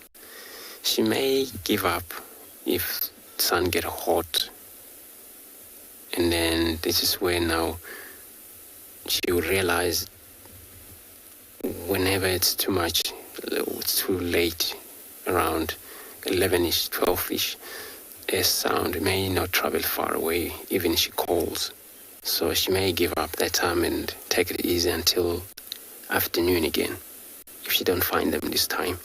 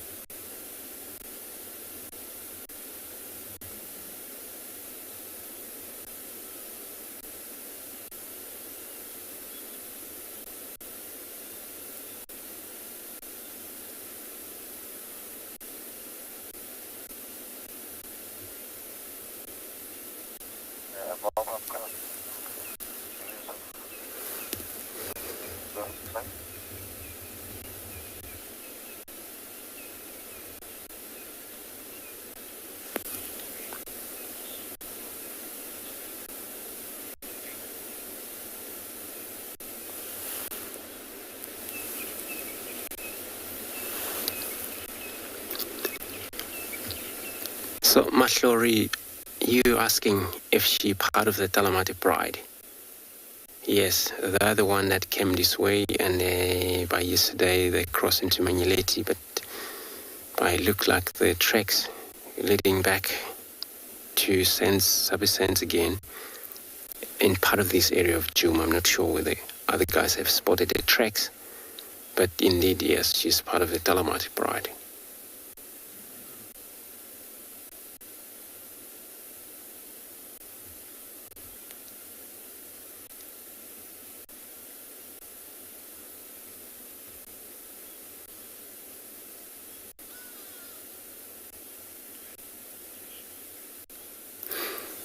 So we're going to stay put.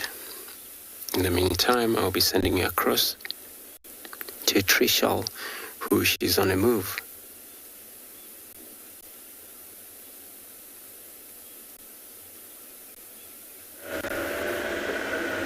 Well, it's great to know that she's gotten up and is focused on something. Perhaps Andrew will be lucky with other members of the Pride, maybe joining her. There have been tracks, like I've said, all over the place.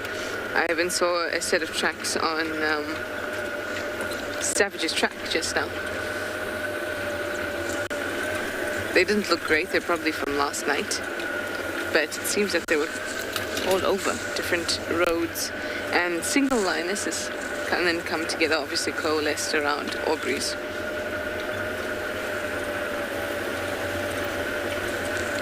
Well, it's warmed up about 2 degrees.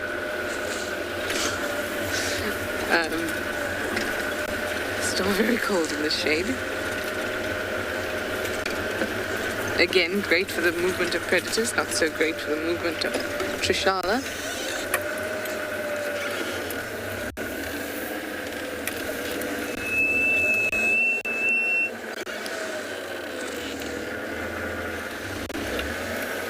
Thought I saw...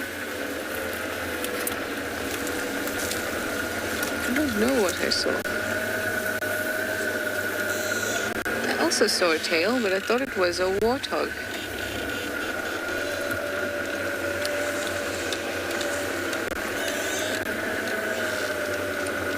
It's a leopard. Hello, leopard.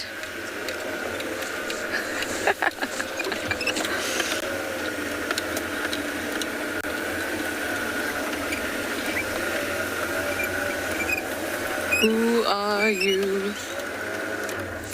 Hello, gully girl.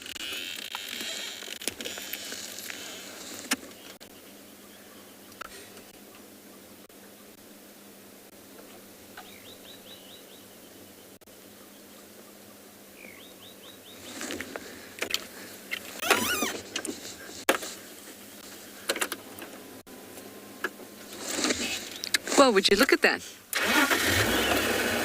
Now let's just try to figure out who it is.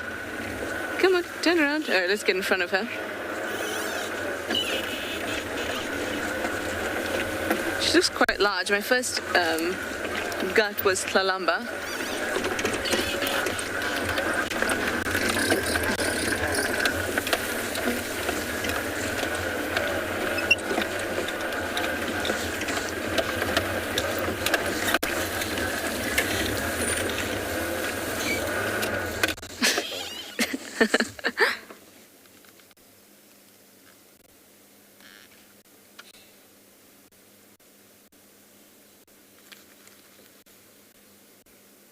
Oh yes, stretch it out.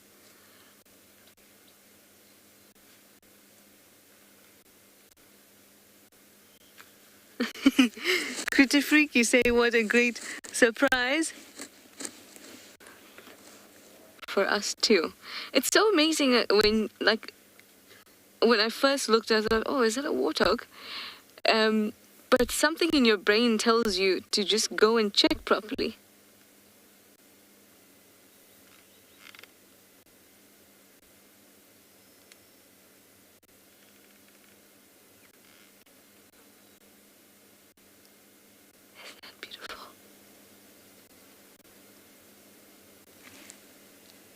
At this Tlalamba. What are you looking at, Gully Girl? I'm so happy to see you. Oh, I love her so much.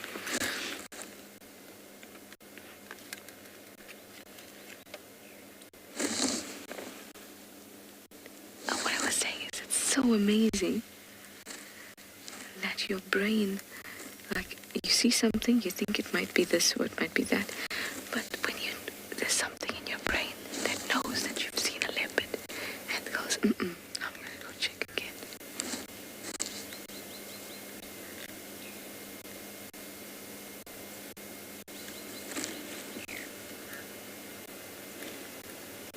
I can't see her, folks, so.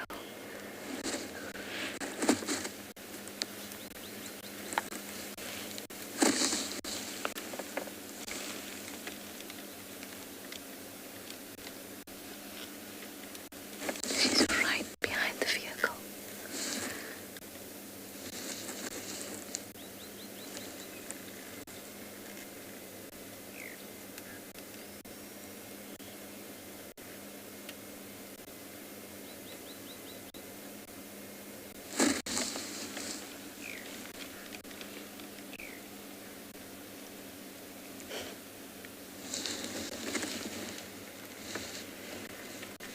She's still right behind us, Morgan.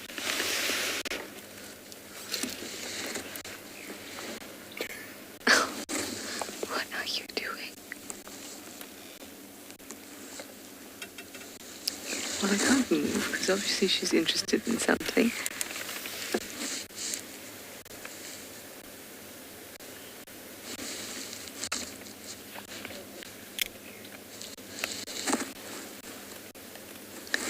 Gotta love this place, huh? When it can produce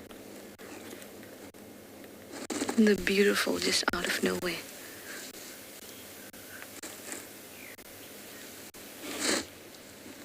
Okay, she's walking out the other side now. Hello, my gorgeous girl. You are stunning. Oh, how I love her.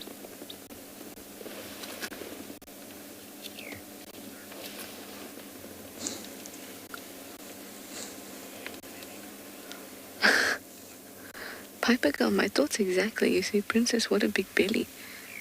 A big belly indeed.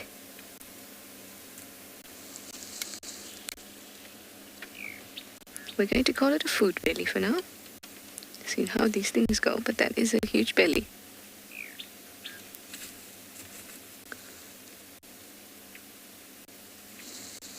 And that was very cute. She likes to hunt smaller things.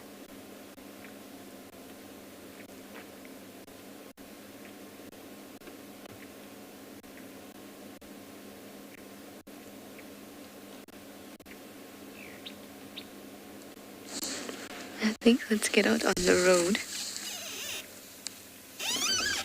Just gives her more space for hunting, without us following behind her, but rather following alongside her.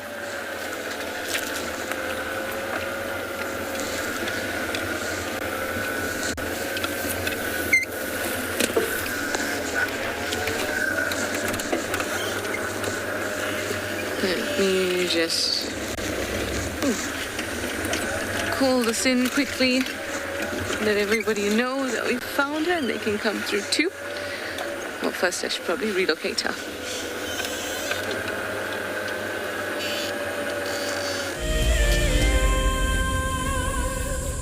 We have another wonderful guest with us, Sergio Real. Sergio is a holder of the Ticket to Dream. I bought a Ticket to Dream because I love WildEarth. All of the guides have been awesome. We've been watching for years, and it's a favorite part of my day to get to watch the drives. I look forward to seeing lots of leopards. If you want to go on safari with a WildEarth guide, whilst honing your bush knowledge and of course featuring in one of our shows, then head over to our website. My favorite part of the drive today was definitely an elephant that paid us a visit and came right to our car. Sign up to be a WildEarth explorer and you could be making your first ever on-screen appearance.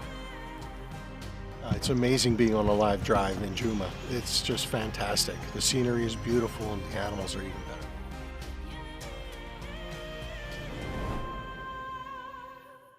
Hi everybody, I'm Tiana, I'm from Johannesburg, and I am one of WildEarth's biggest fans. Been watching for 4 years, DG here from the Ozarks. It's been 4 years for me, and I'm not leaving anytime soon. It's given me a time away from the hassles of the city, and it's given me a connection to a place that has stolen my heart, which is Africa. Last year we lost our son, and now we're just watching WildEarth. Love to all you guys. You are reminding us of the role that we play in nature conservation, each and every one of us. You have reconnected myself to a dream that I had as a child to get involved in nature conservation, and for that I'm really grateful for as well. Thank you, thank you, thank you.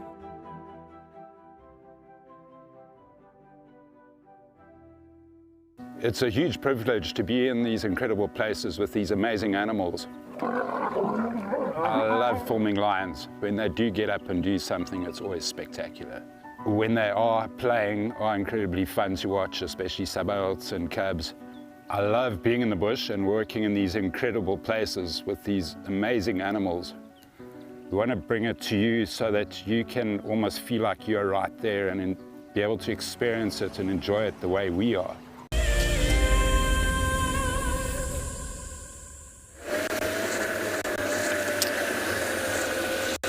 I love her. Scent mark for us. She is looking a little awkward when she moves because of the size of her belly.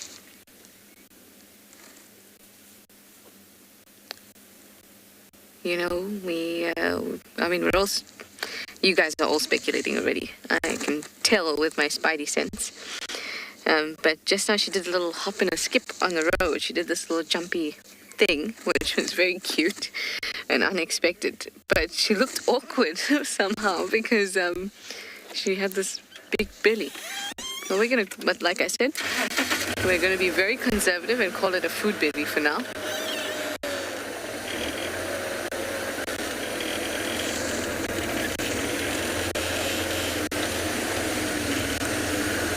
She's moved one road in, one road further west. Oh, turning towards Trios Dam now. You go, girl. Right. She's giving us an opportunity to move in front of her. Why? Thank you so much, you beautiful thing.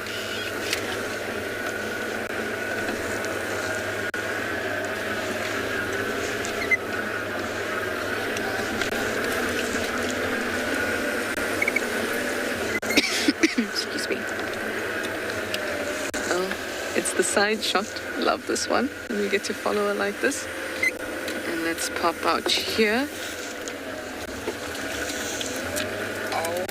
Oh. Morgan's just got a branch in his face. Morgan Thalamba is not impressed with your shout. She said you should have kept quiet. Thank you very much. Hello, gorgeous.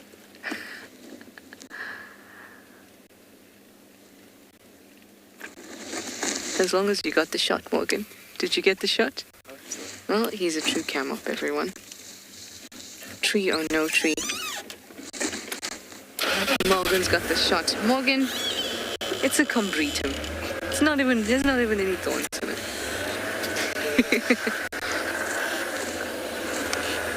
I'm just giving him trouble, everyone. Most of the time I don't bash Morgan into trees.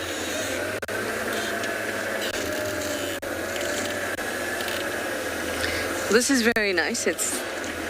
This is the road she normally uses as Treehouse Dam, or the Savage's track that goes towards Treehouse Dam, as opposed to Shibama. Shibama used to be Shidulu's route. Might actually be able to switch off and just roll a little bit. Or we might not be able to. Let's just watch her without the car rolling. Also, while we are looking at Lalamba, we haven't seen her in a little bit. Thandi was seen on Ledwood Road yesterday, so a lot of you have been asking about Thandi. We haven't been seeing Thandi. Well, she was seen on Ledwood Road yesterday, so that's great. Everyone is accounted for except Tingana, so we've got to find him soon. Hi Jerome, you'd like to know if she's hunting or patrolling? She is doing a bit of both. She is obviously feeling a little snacky, but she's also scent marking as she goes around, she goes through, but she's not really patrolling because she's not using her boundary lines strictly. She's kind of moving around, scent marking every now and then. And that's it. And she also doesn't seem to be interested in any big, I mean there isn't any big prey here, but she seems to be interested in small things. Just giving her a bit of space, so she's going to come out in front of us there. Let's see her. Thanks for a quick break at Central Rock.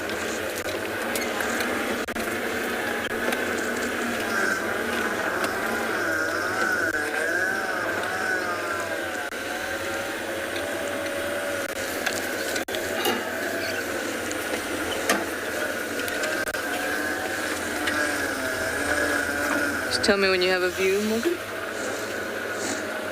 A little bit more forward. She's watching something that I can't see at this moment, but we've given her quite a lot of space.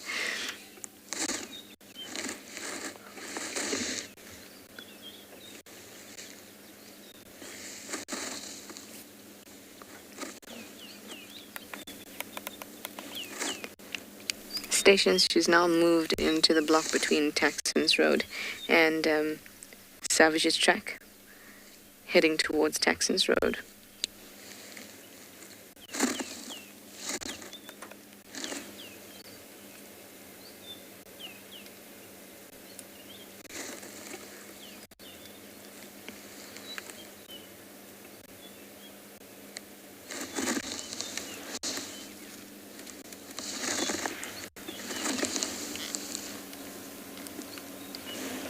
Hi. She's kind of popped her head out here and looked at me.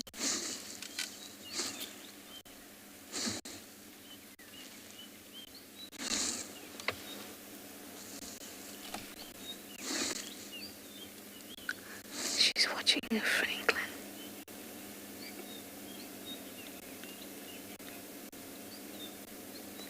Hi, Lily Pan. You'd like to know how long are leopards typically pregnant for? About 3 months. And I'll typically give birth to 1 or 2 cubs.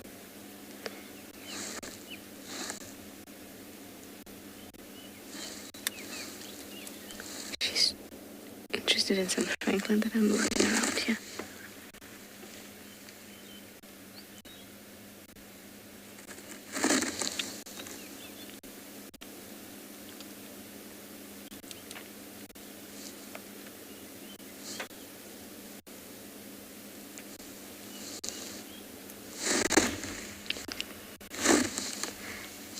I can just see her. She's going to come out in front there. I just don't want to move yet.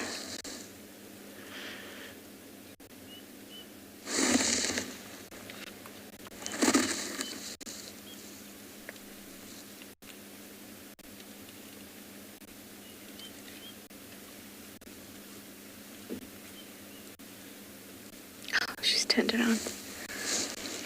She's heading back towards the dam. She was just heading north and now she's heading east again.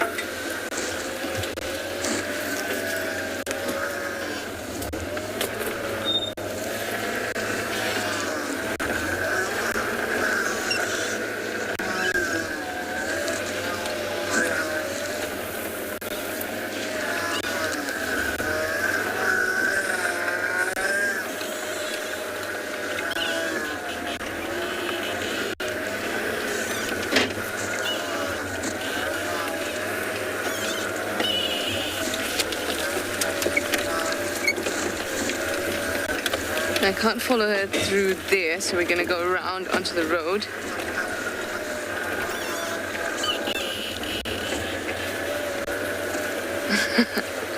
Hi, Hillary.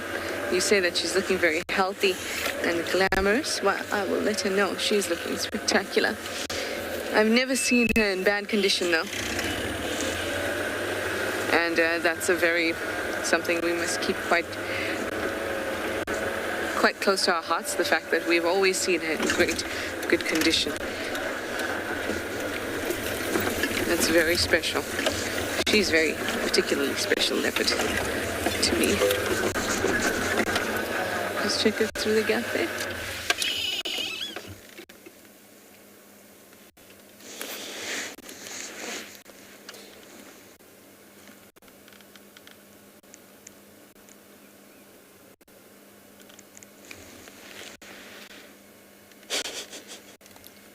She's seen a squirrel.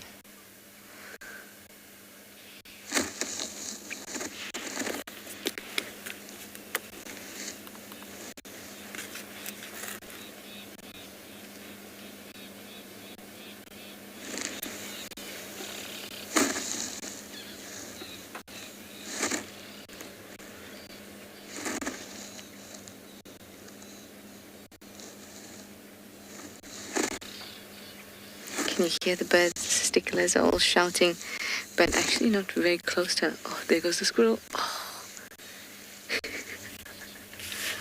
Lost your chance, girl.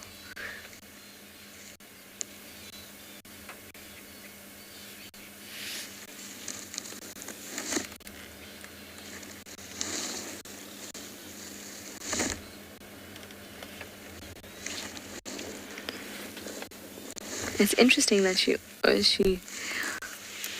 always invests time in hunting small animals. Birds, squirrels, mongoose.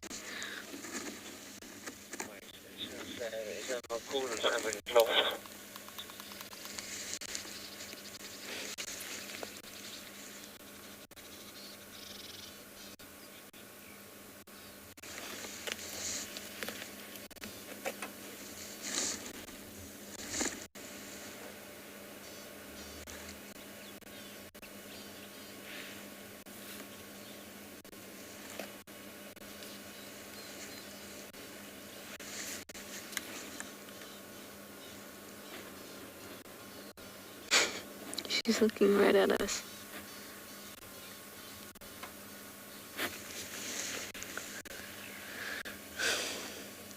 She is so special. She is, to me, something very, very special. Hi, Benson. You'd like to know if she'll hunt right up to when she needs to give birth. Leopards will hunt right up until the point that they need to give birth. Remember, if they didn't do that, then it would compromise their survival. She might not hunt, or a leopard rather, because remember, we don't know that she's pregnant. And we're just speculating because she does have a round belly. But she may not hunt, on the same day that she's going to give birth, if she's already starting to feel movement, because it's not as if she knows she's going to give birth today, so she's not going to hunt. She'll just feel uncomfortable, or so uncomfortable that she might not feel ready to engage in a hunt, in which case she won't. But like I said, we don't know that she's pregnant. She just looks very large, and we haven't seen her in a little while, so it could be, but we'll just have to have regular sightings with her for us to know. Hi, TaylorMade. You'd like to know how long does the whole birthing process take? And much like humans, it depends. If there's a problem, it can be quite long, and if not, it can be quite quick. It all depends. A lot of the time, we don't really know because we see them go into a mound, and then we see them come out of the mound, obviously a little bit more empty, but we don't know for how long they've been in there, how long the birthing process has been, or how long they've just been in there cleaning up the cub and nursing the cub, etc. So how long the actual birthing process is, I can't tell you. She seems to have calmed down a little bit now, so we're going to get into better position. She doesn't look like she's too interested in the squirrels and things like that.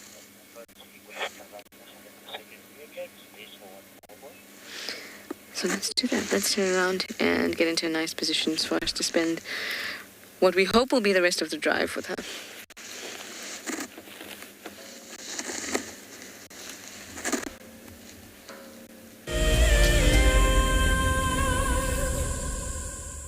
Just to the south of Leopard Dam, we've come back to this big leadwood stump that was removed from a road.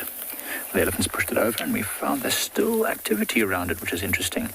It's still exuding a little bit of sap, and ants are still very interested in consuming it. As you can see, they are gorging themselves on some of this sap here. I actually thought they might have been tending some aphids, but I don't see any aphids there.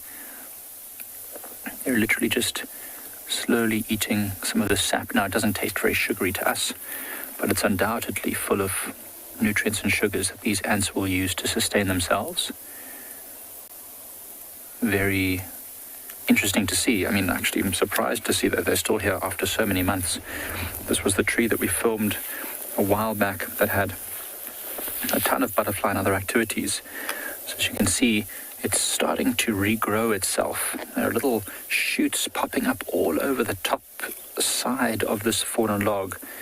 And I just find it fascinating. How on earth did the tree, or did this branch start growing here? Why didn't it grow there or there or there or anywhere else along this stump? I have no idea.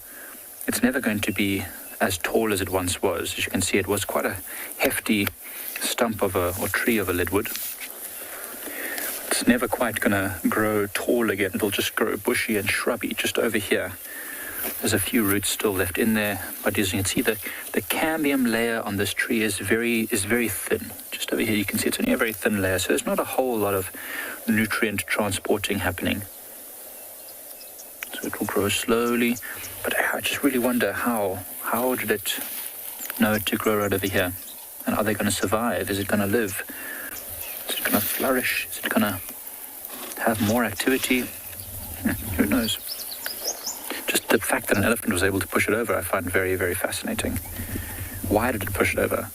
The lead was not even very palatable. I think they'd rather do it to a marula to get to the fruits, or to a knobthorn because of the very tasty bark. But one will never presume to understand the mind of an elephant.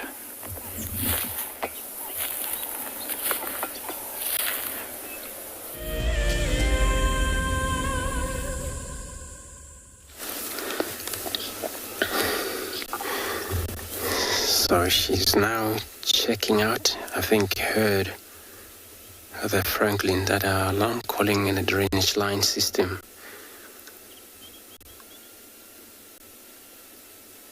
At the moment, she will rely on anything. Birds.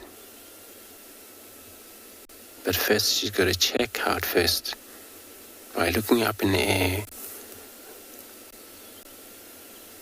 a vulture could sometimes tell her the direction of the other member if they have a kill. Is when these vultures fly up in the air and do circle around. She'll follow them, then walk into that direction.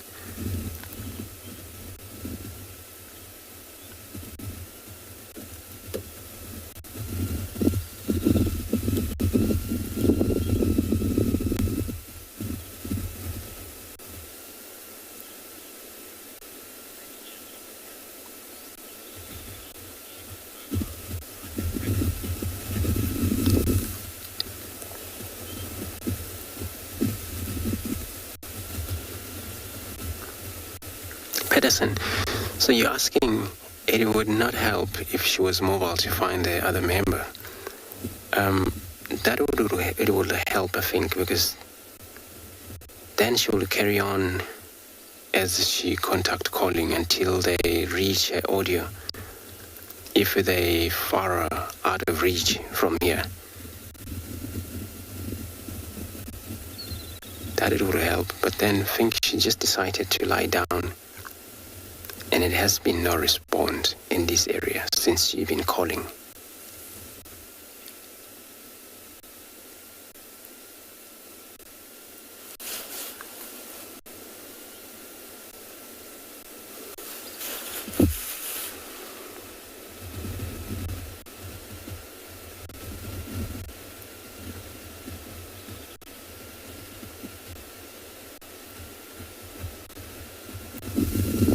So these birds have been calling for even a squirrel still going on.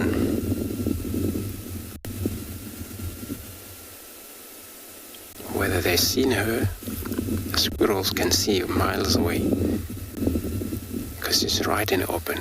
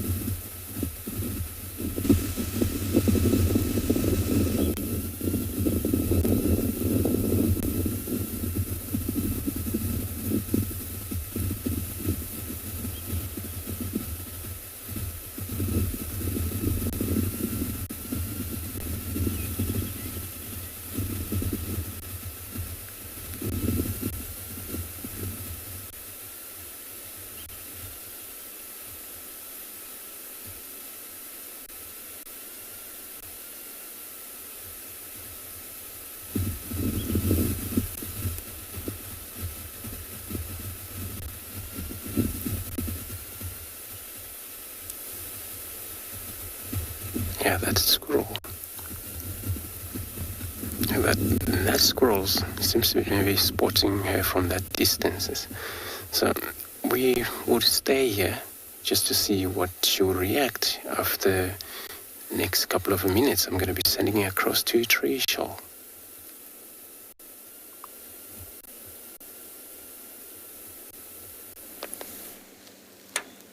Well, she's now on the move. She's going up and down, zigzagging in this block. She is gonna come out on the road. And I think she might cross straight across onto the other side instead of using the road. Yep. There she goes. So our other option is to go down to the dam and see if she manages to cross round and come to drink here, or we can follow her. But I think that it's going to be a better idea if we just go round in here, because she's, well, I hope that she'll be moving in the block towards the dam. That made my morning.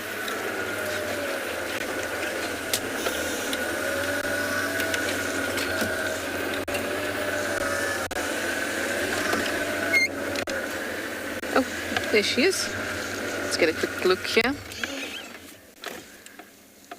through the trees.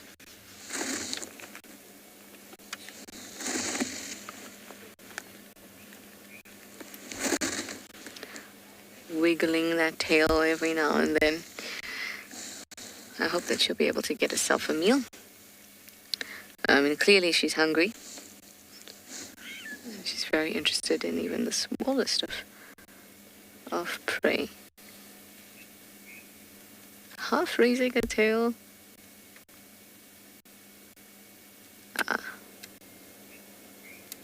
She's going to keep on moving. Well, she is moving in the direction of the dam. I just want to see her go past here.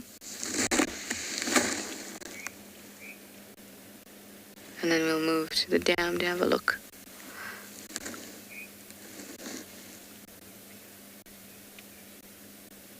Yep, gotta love a tree.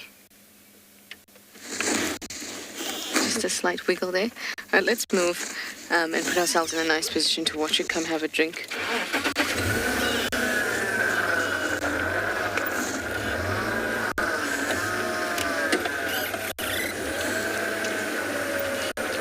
Hi Nikki, you'd like to have ever seen a leopard catch a fish? Yes, I have. I'm just going to tuck in here because she seems to be going to this side of the dam. I have seen a leopard catch a fish. I've seen Mareeps catch a fish. Sorry, not Mareeps. Semba catch a fish. That was a good one because we watched him for quite some time and he was churning the water and churning the water until he was able to actually catch the fish.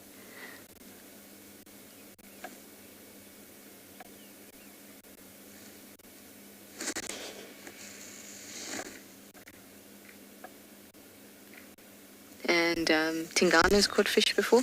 I didn't see that one though, but it was on the show.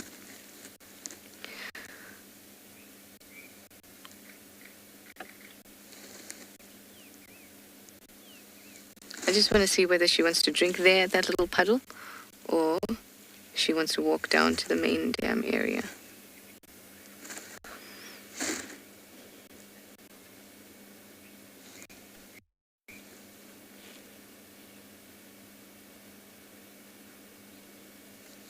David, that's a beautiful comment. You say that leopard tails are so expressive. They are, aren't they? They are so expressive. Looks like half her body is in a mud bath. Looks like she's sinking, but it's just the position.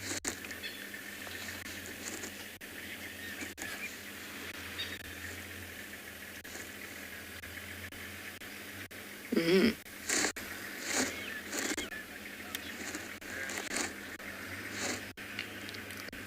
Come on, where do you want to drink?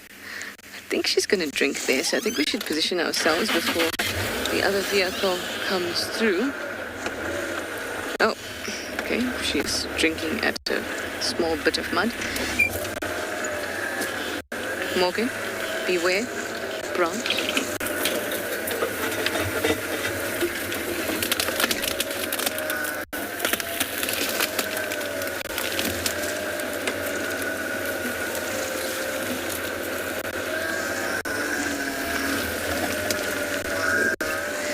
Toughie, but we'll try. It's because of the way that the ground is. It's going to be difficult to see her because it looks as if she's got her head, like she's got her head in a hole there. So actually, Tristan's come and join us here.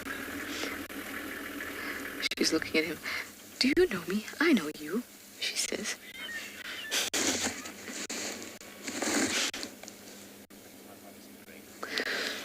And she's really, it almost looks like she's going to pick her head up and it's going to be, her face is going to be covered in mud.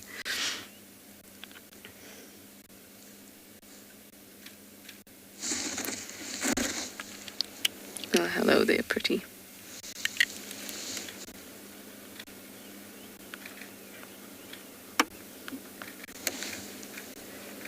Ooh, maybe that water was a bit too muddy. You should have drank at the dam.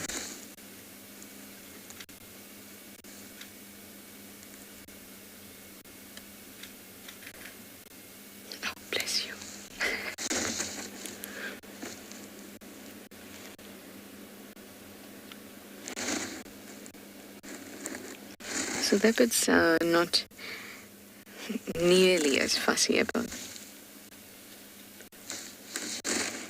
their water quality as elephants. I wonder what gave her that little jump. A little startled by something.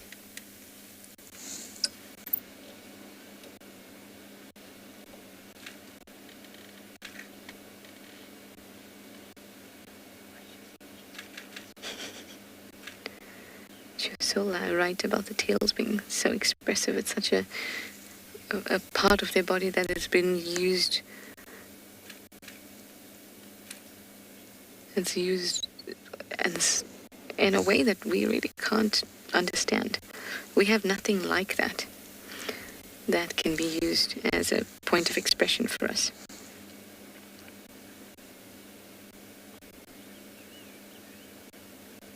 Oh, that tail looks so cute. She really is a beautiful, beautiful leopard.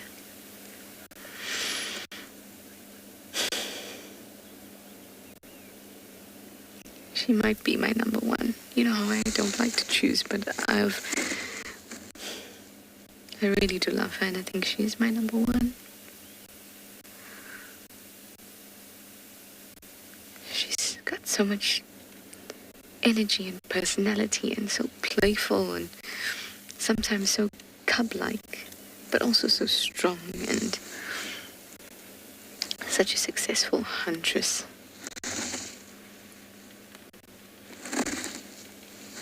All those qualities that I really, really love, and she embodies them all.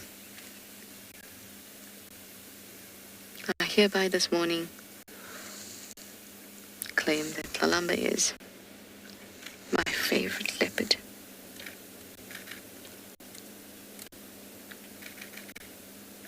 You have heard it. I hardly ever say it. But I've chosen a favorite, everyone.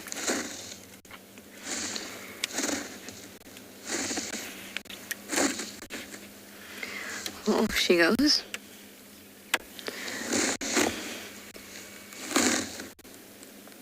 We can try and catch up with her on the road on the other side, or maybe just see if she's going to come down and have a drink. But, yeah, we'll just see how it goes. I don't want to crash too much through the bush. But I think I might come out on the road onto the dam wall where we can actually be a bit taller and be able to see better.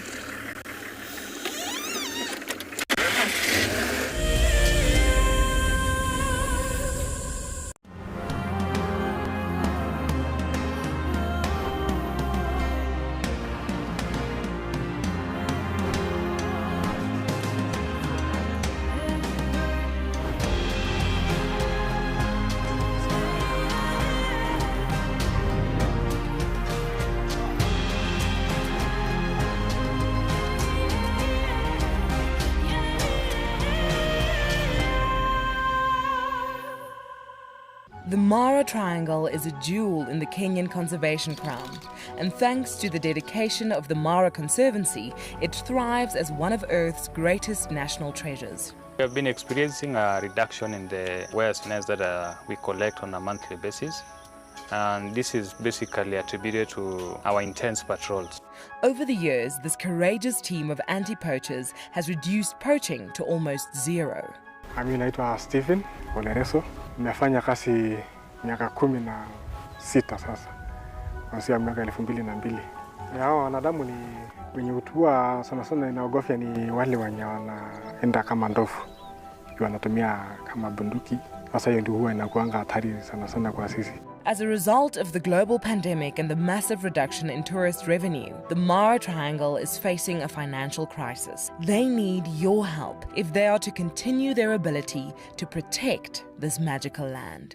My name is Steve, and one of my favorite things at WildEarth is getting questions from you. The type of questions that I really like are those ones that really help us to unpack and understand and really integrate the ecological knowledge and fully appreciate the importance that animals such as these Cape buffalo bring to the ecosystem. If you want to ask a question on WildEarth, you're going to have to register on the website. But once registered, just head on over to the live Safari page and enter your question under the live feed. Guys, have a look at what we've got. This is better than my birthday. Look at that. This is the first time that I ever see cubs this small. This is so special. This has officially just become my best sighting of all times. Tune into WildEarth every single day. It's in your nature.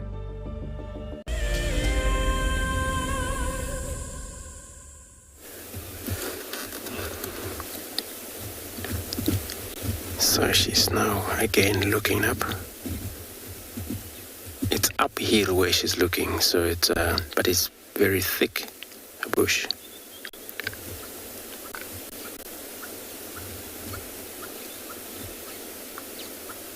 Now she's checking whether the hornbill seen something, which is right behind us, but I doubt.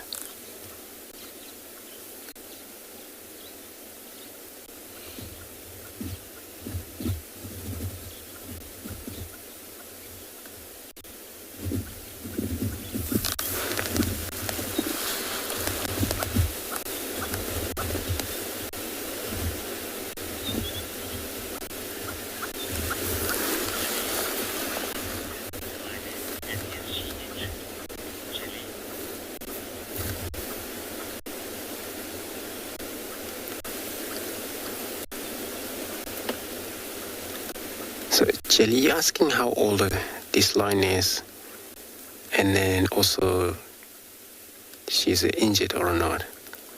So she's full grown. Full grown, we're talking about age of 6 years upwards. But she's not actually limping at all. But I saw a bit of a cut on her right hand side, but she's now, I think, lying in the wrong position. We can't see it. But it's not bad that she still moves. It's just a bit of cut on the skin. So she's not actually badly injured that she cannot walk. No, she can walk still.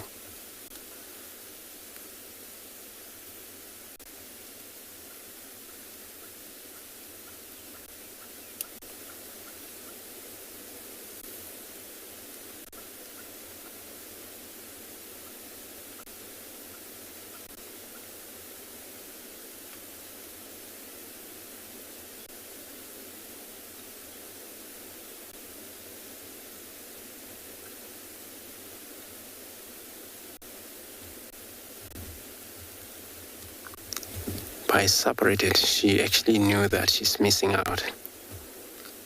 There's so much going on in the bride. They form this key of a friend, family bond where they take care of one another.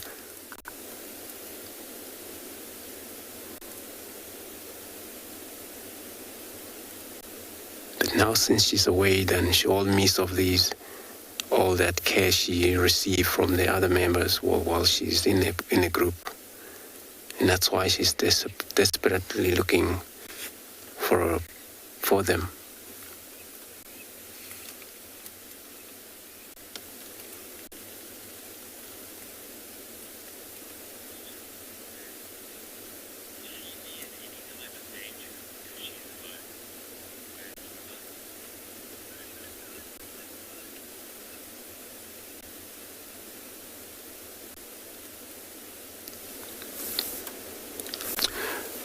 First, Lava, are you asking if she's in a kind of a danger since she's alone? In this area, not a lot of different bride that come in and out a lot. So she's fine. And the kind of danger that you may close encounter would be if she cannot move. And then, of course, that could cause a lot of problem because even elephants can trample at her, and herd of buffalo, they can run over her as well. But she's actually normal, so she's not in kind of danger.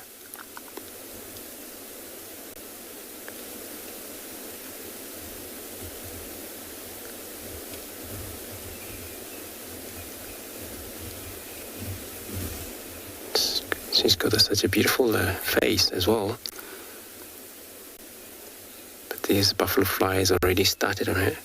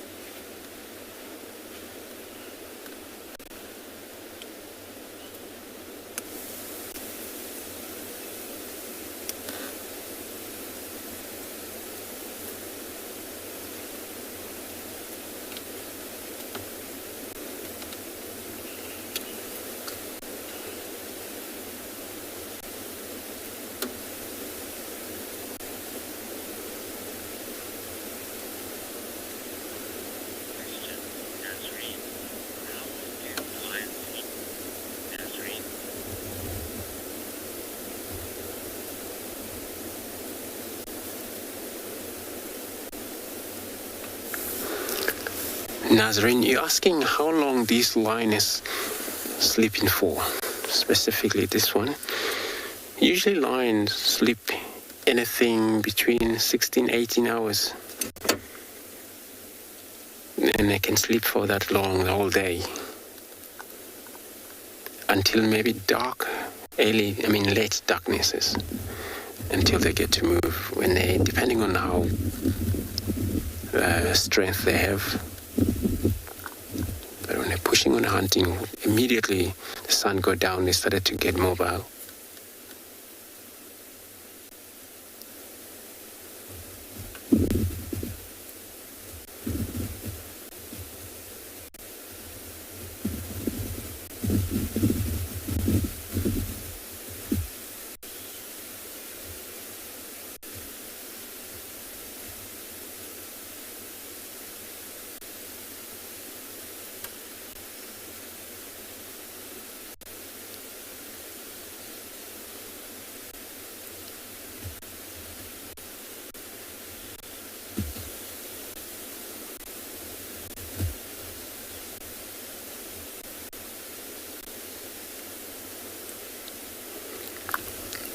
And the wind is picking up a little bit, so that she will probably try to pick up this scent of the smell if they ever a few miles away from her.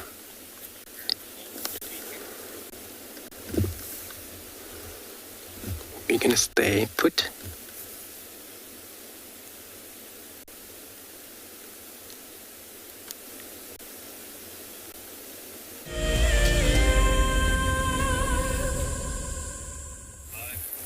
Got the fright of my life a moment ago as we were just walking through this dry grass.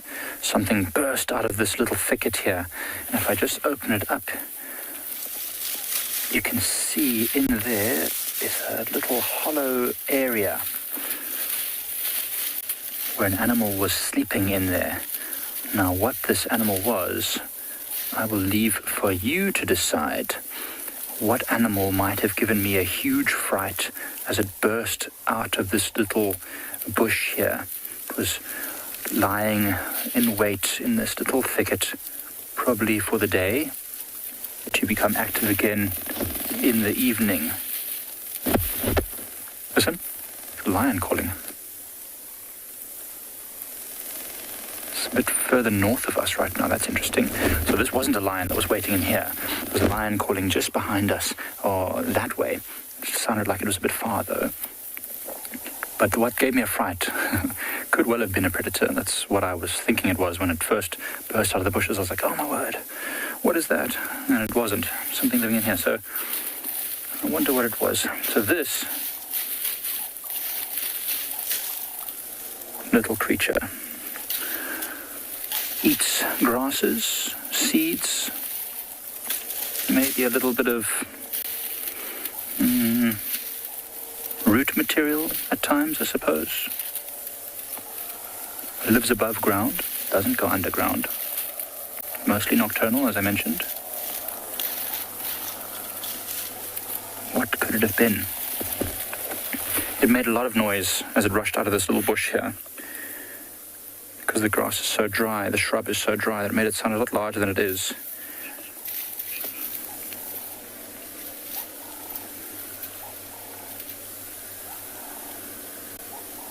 There's no evidence in there that I can show you extra. There's no droppings or fur or anything like that. But the size should give you an indication. Just in there. I'll leave it with you.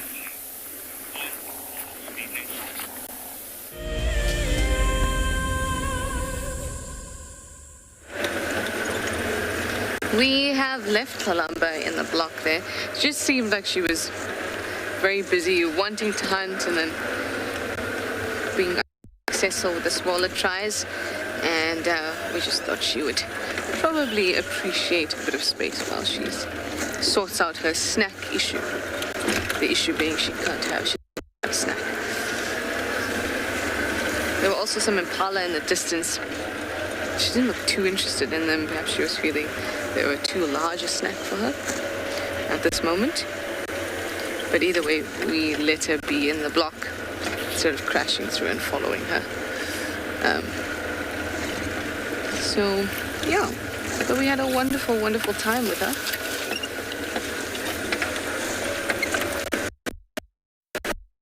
So I'm very happy nonetheless. I did bestow upon her the title of my favorite leopard. So all round, a Kalamba time. Alright, let me send you over to Andrew quickly while I just get through this tough patch.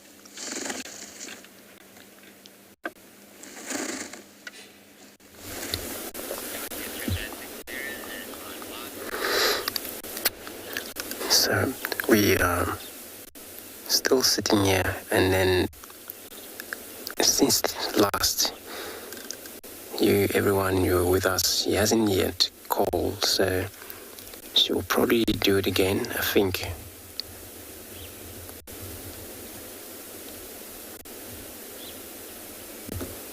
So it's still nice and cool morning. For her to give a call, it's so important. And then her sound still travels further away enough without any disturbance by many of calls from the birds and things.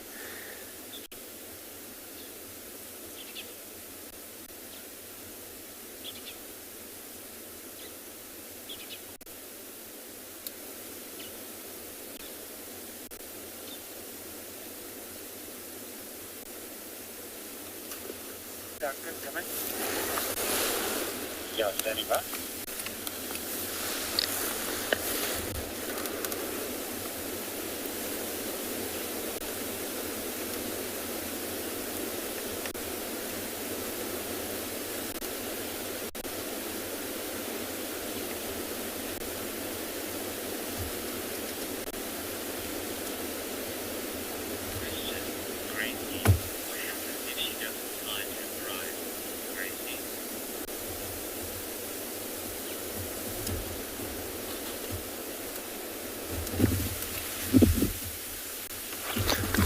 Grace, you're asking what happened if she doesn't find her own bride. That often happened, but she's going to carry on and on looking for them. If it has to take 3 days for that, she would do it. She would eventually find a bride. But then if she don't find them, it means that they'll probably, if something happened to the bride, then and probably not exist, then she's going to be on her own, trying to survive, which is by relying on her own hunt, scavenging from other cat. But you'll find their bride, definitely.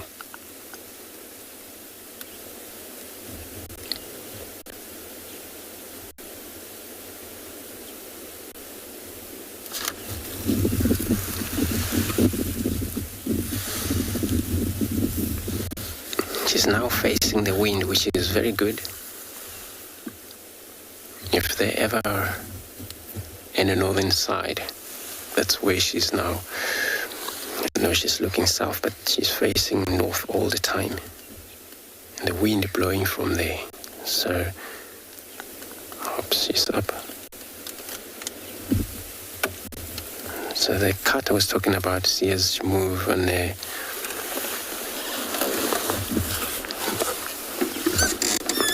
Her foreleg right on her elbow.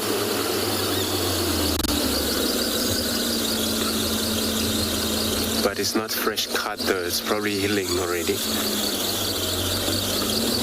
Just gonna switch the vehicle.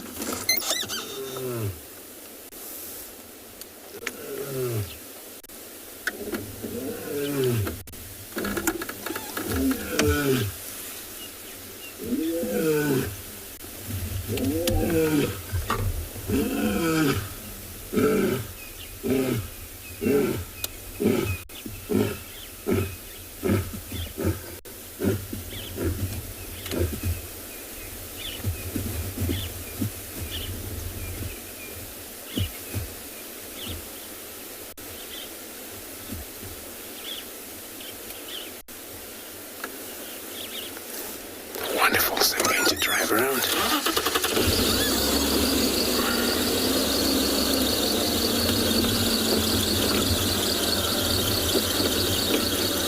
So I'm gonna try reposition. In the meantime, I'll be sending you to Mike in Brightland.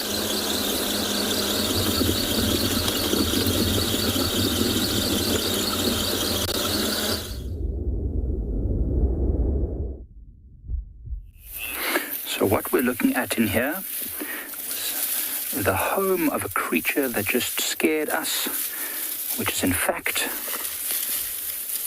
a form, a scrub hare form. Now, the scrub hare, which is incredibly well camouflaged, was lying in here, hiding away from danger, when, as we walked past very close, it decided, no, we're too close, and it thought maybe we were after it, so it came rushing out here through a little exit that's on this side, and ran up in that direction, and is probably hiding again not so far away. I'm sure it will come back to this spot, or maybe stay where it is, I don't know, but in any case, it was super scary for a moment until we realized what it was. I actually even raised my stick. I was like, what is it? But it escaped my wrath, luckily. There was no wrath. I was going to run screaming like like something. Now, I'm going to close it up again so that if it decides to come back and use this spot, it can, more or less the way we found it. So the main difference between scrub hares and rabbits that you might find in other parts of the world, we don't have too many rabbits here in the Lowveld, is that scrub hares live above ground. A rabbit would have spent its time during the day in a burrow, underground, hiding away from the danger, whereas a scrub hare lives above ground. And they're a bit bigger scrub hares, generally speaking, more slender, much longer bodies, better for running at super high speeds, and then also usually bigger ears for listening.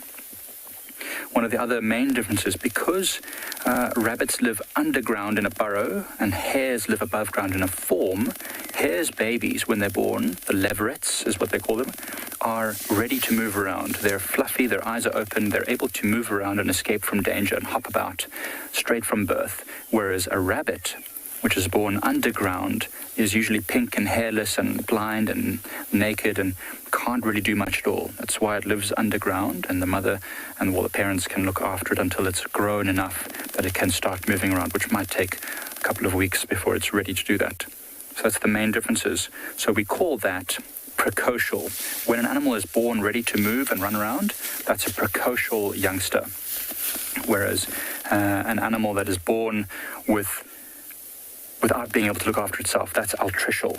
It's really one of the things we teach our students to at least understand the difference between those two things. We're heading back towards Leopard Dam now, just not so far, just in that direction. And when we get there, we'll have one last look what's around before we call it a day. It's been a wonderful morning. It's almost time to head back.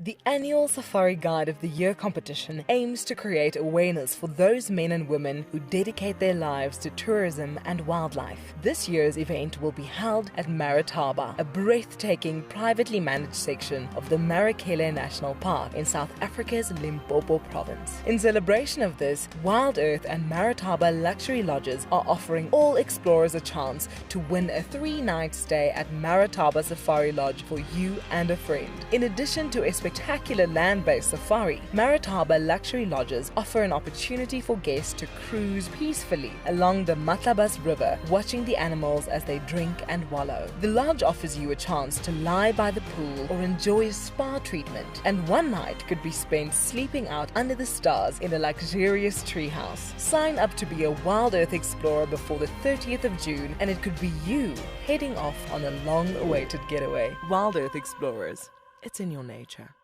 The Endangered Wildlife Trust fights at the forefront of conservation, across the vast Karoo and sweeping grasslands, in remote pockets of forest, along road networks, across African skies, and in communities to conserve our wildlife and wild spaces. Help us to protect forever, together. Donate now at ewt.org.za. Hi everyone, my name's Daniel Fisher and I'm going to be your guide this afternoon. I'm looking really forward to taking you through and showing you all the beautiful places here at andBeyond in Ngala. If you have any questions, please register on our website. Once registered, go to the live page feed and post your questions underneath the live feed.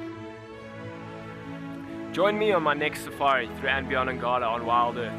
Send me live questions through the WildEarth website and I'll answer them live from the African bush. Look at this, the little one is up and about. Certainly hasn't had enough milk at this age. No amount of milk is enough. Oh, Corky. Too sweet. Oh, look at this.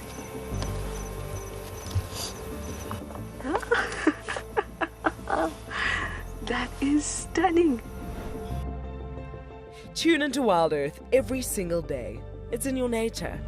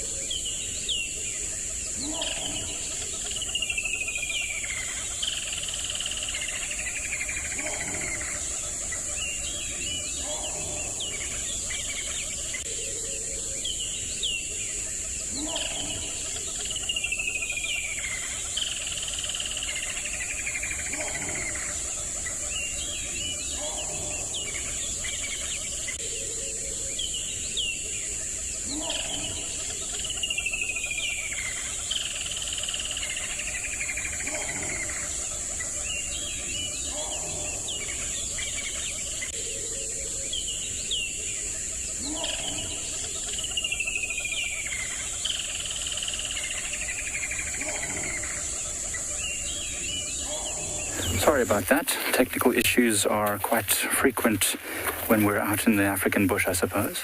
So as you can see, we're just walking now along the road to get towards Leopard Dam because, we just want to go and sit there and see what might come down in these last minutes before we start to make our way out of here. We've heard elephants in the area. In that direction over there, we heard elephants breaking some branches, doing some normal elephanty things, but I don't know what exactly they're doing, if they're going to come down and drink. Normally they would come down and drink around about this time of day as it's getting warm. My fingers are crossed anyway.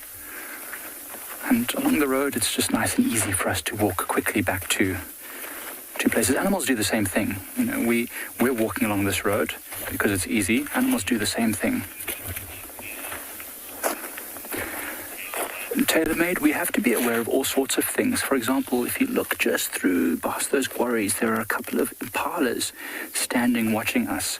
So you have to be aware of different movements, different colors in the bush. You have to be aware of the sounds. Tailor-made, sometimes even the smells can indicate to us that there's something around. There goes the impalas now. They've lost their nerve. Some of them running off. And Craig, if you come here, you actually have a very good view of them just through the bushes there as they're moving off. So tailor-made, there's lots of things we need to be aware of. We need to watch out for tracks. If we do find an animal, we need to watch out for the wind direction. See all those impalas starting to run off now. So we are not dangerous to them, but they think that we are dangerous to them because, of course, historically, I think many animals have this kind of ancestral DNA memory. Some sort of memory about human beings being hunter-gatherers, hunting for these things. So even though we don't do that here, they still run from us because they know that we could if we wanted to. Lots of birds starting to fly around above the waterhole as well as it warms up. These birds might have been sitting, maybe catching some sun early on, and now they're starting to fly around. I wonder what birds those are. Those almost look like alpine swifts, but they can't possibly be. It's a migrant. Oh, we've got some more tech issues, so we're going to have to go into a tech loop. Sorry about that, everyone.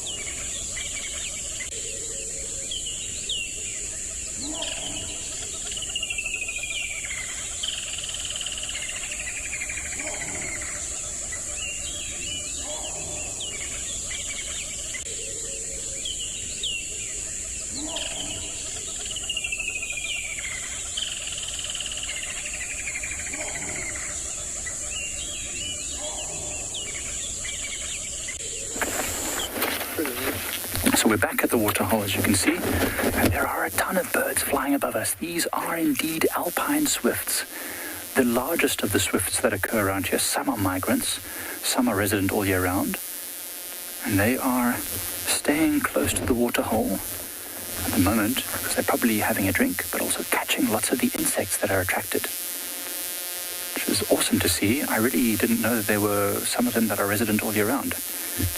I thought there were only migrants. So we are going to be heading back soon. Thank you so much for watching, everyone. I hope you enjoyed this morning. Sounds like lots of awesome stuff with leopards and lions and, of course, our tracking around the waterhole. Hope you really enjoyed it.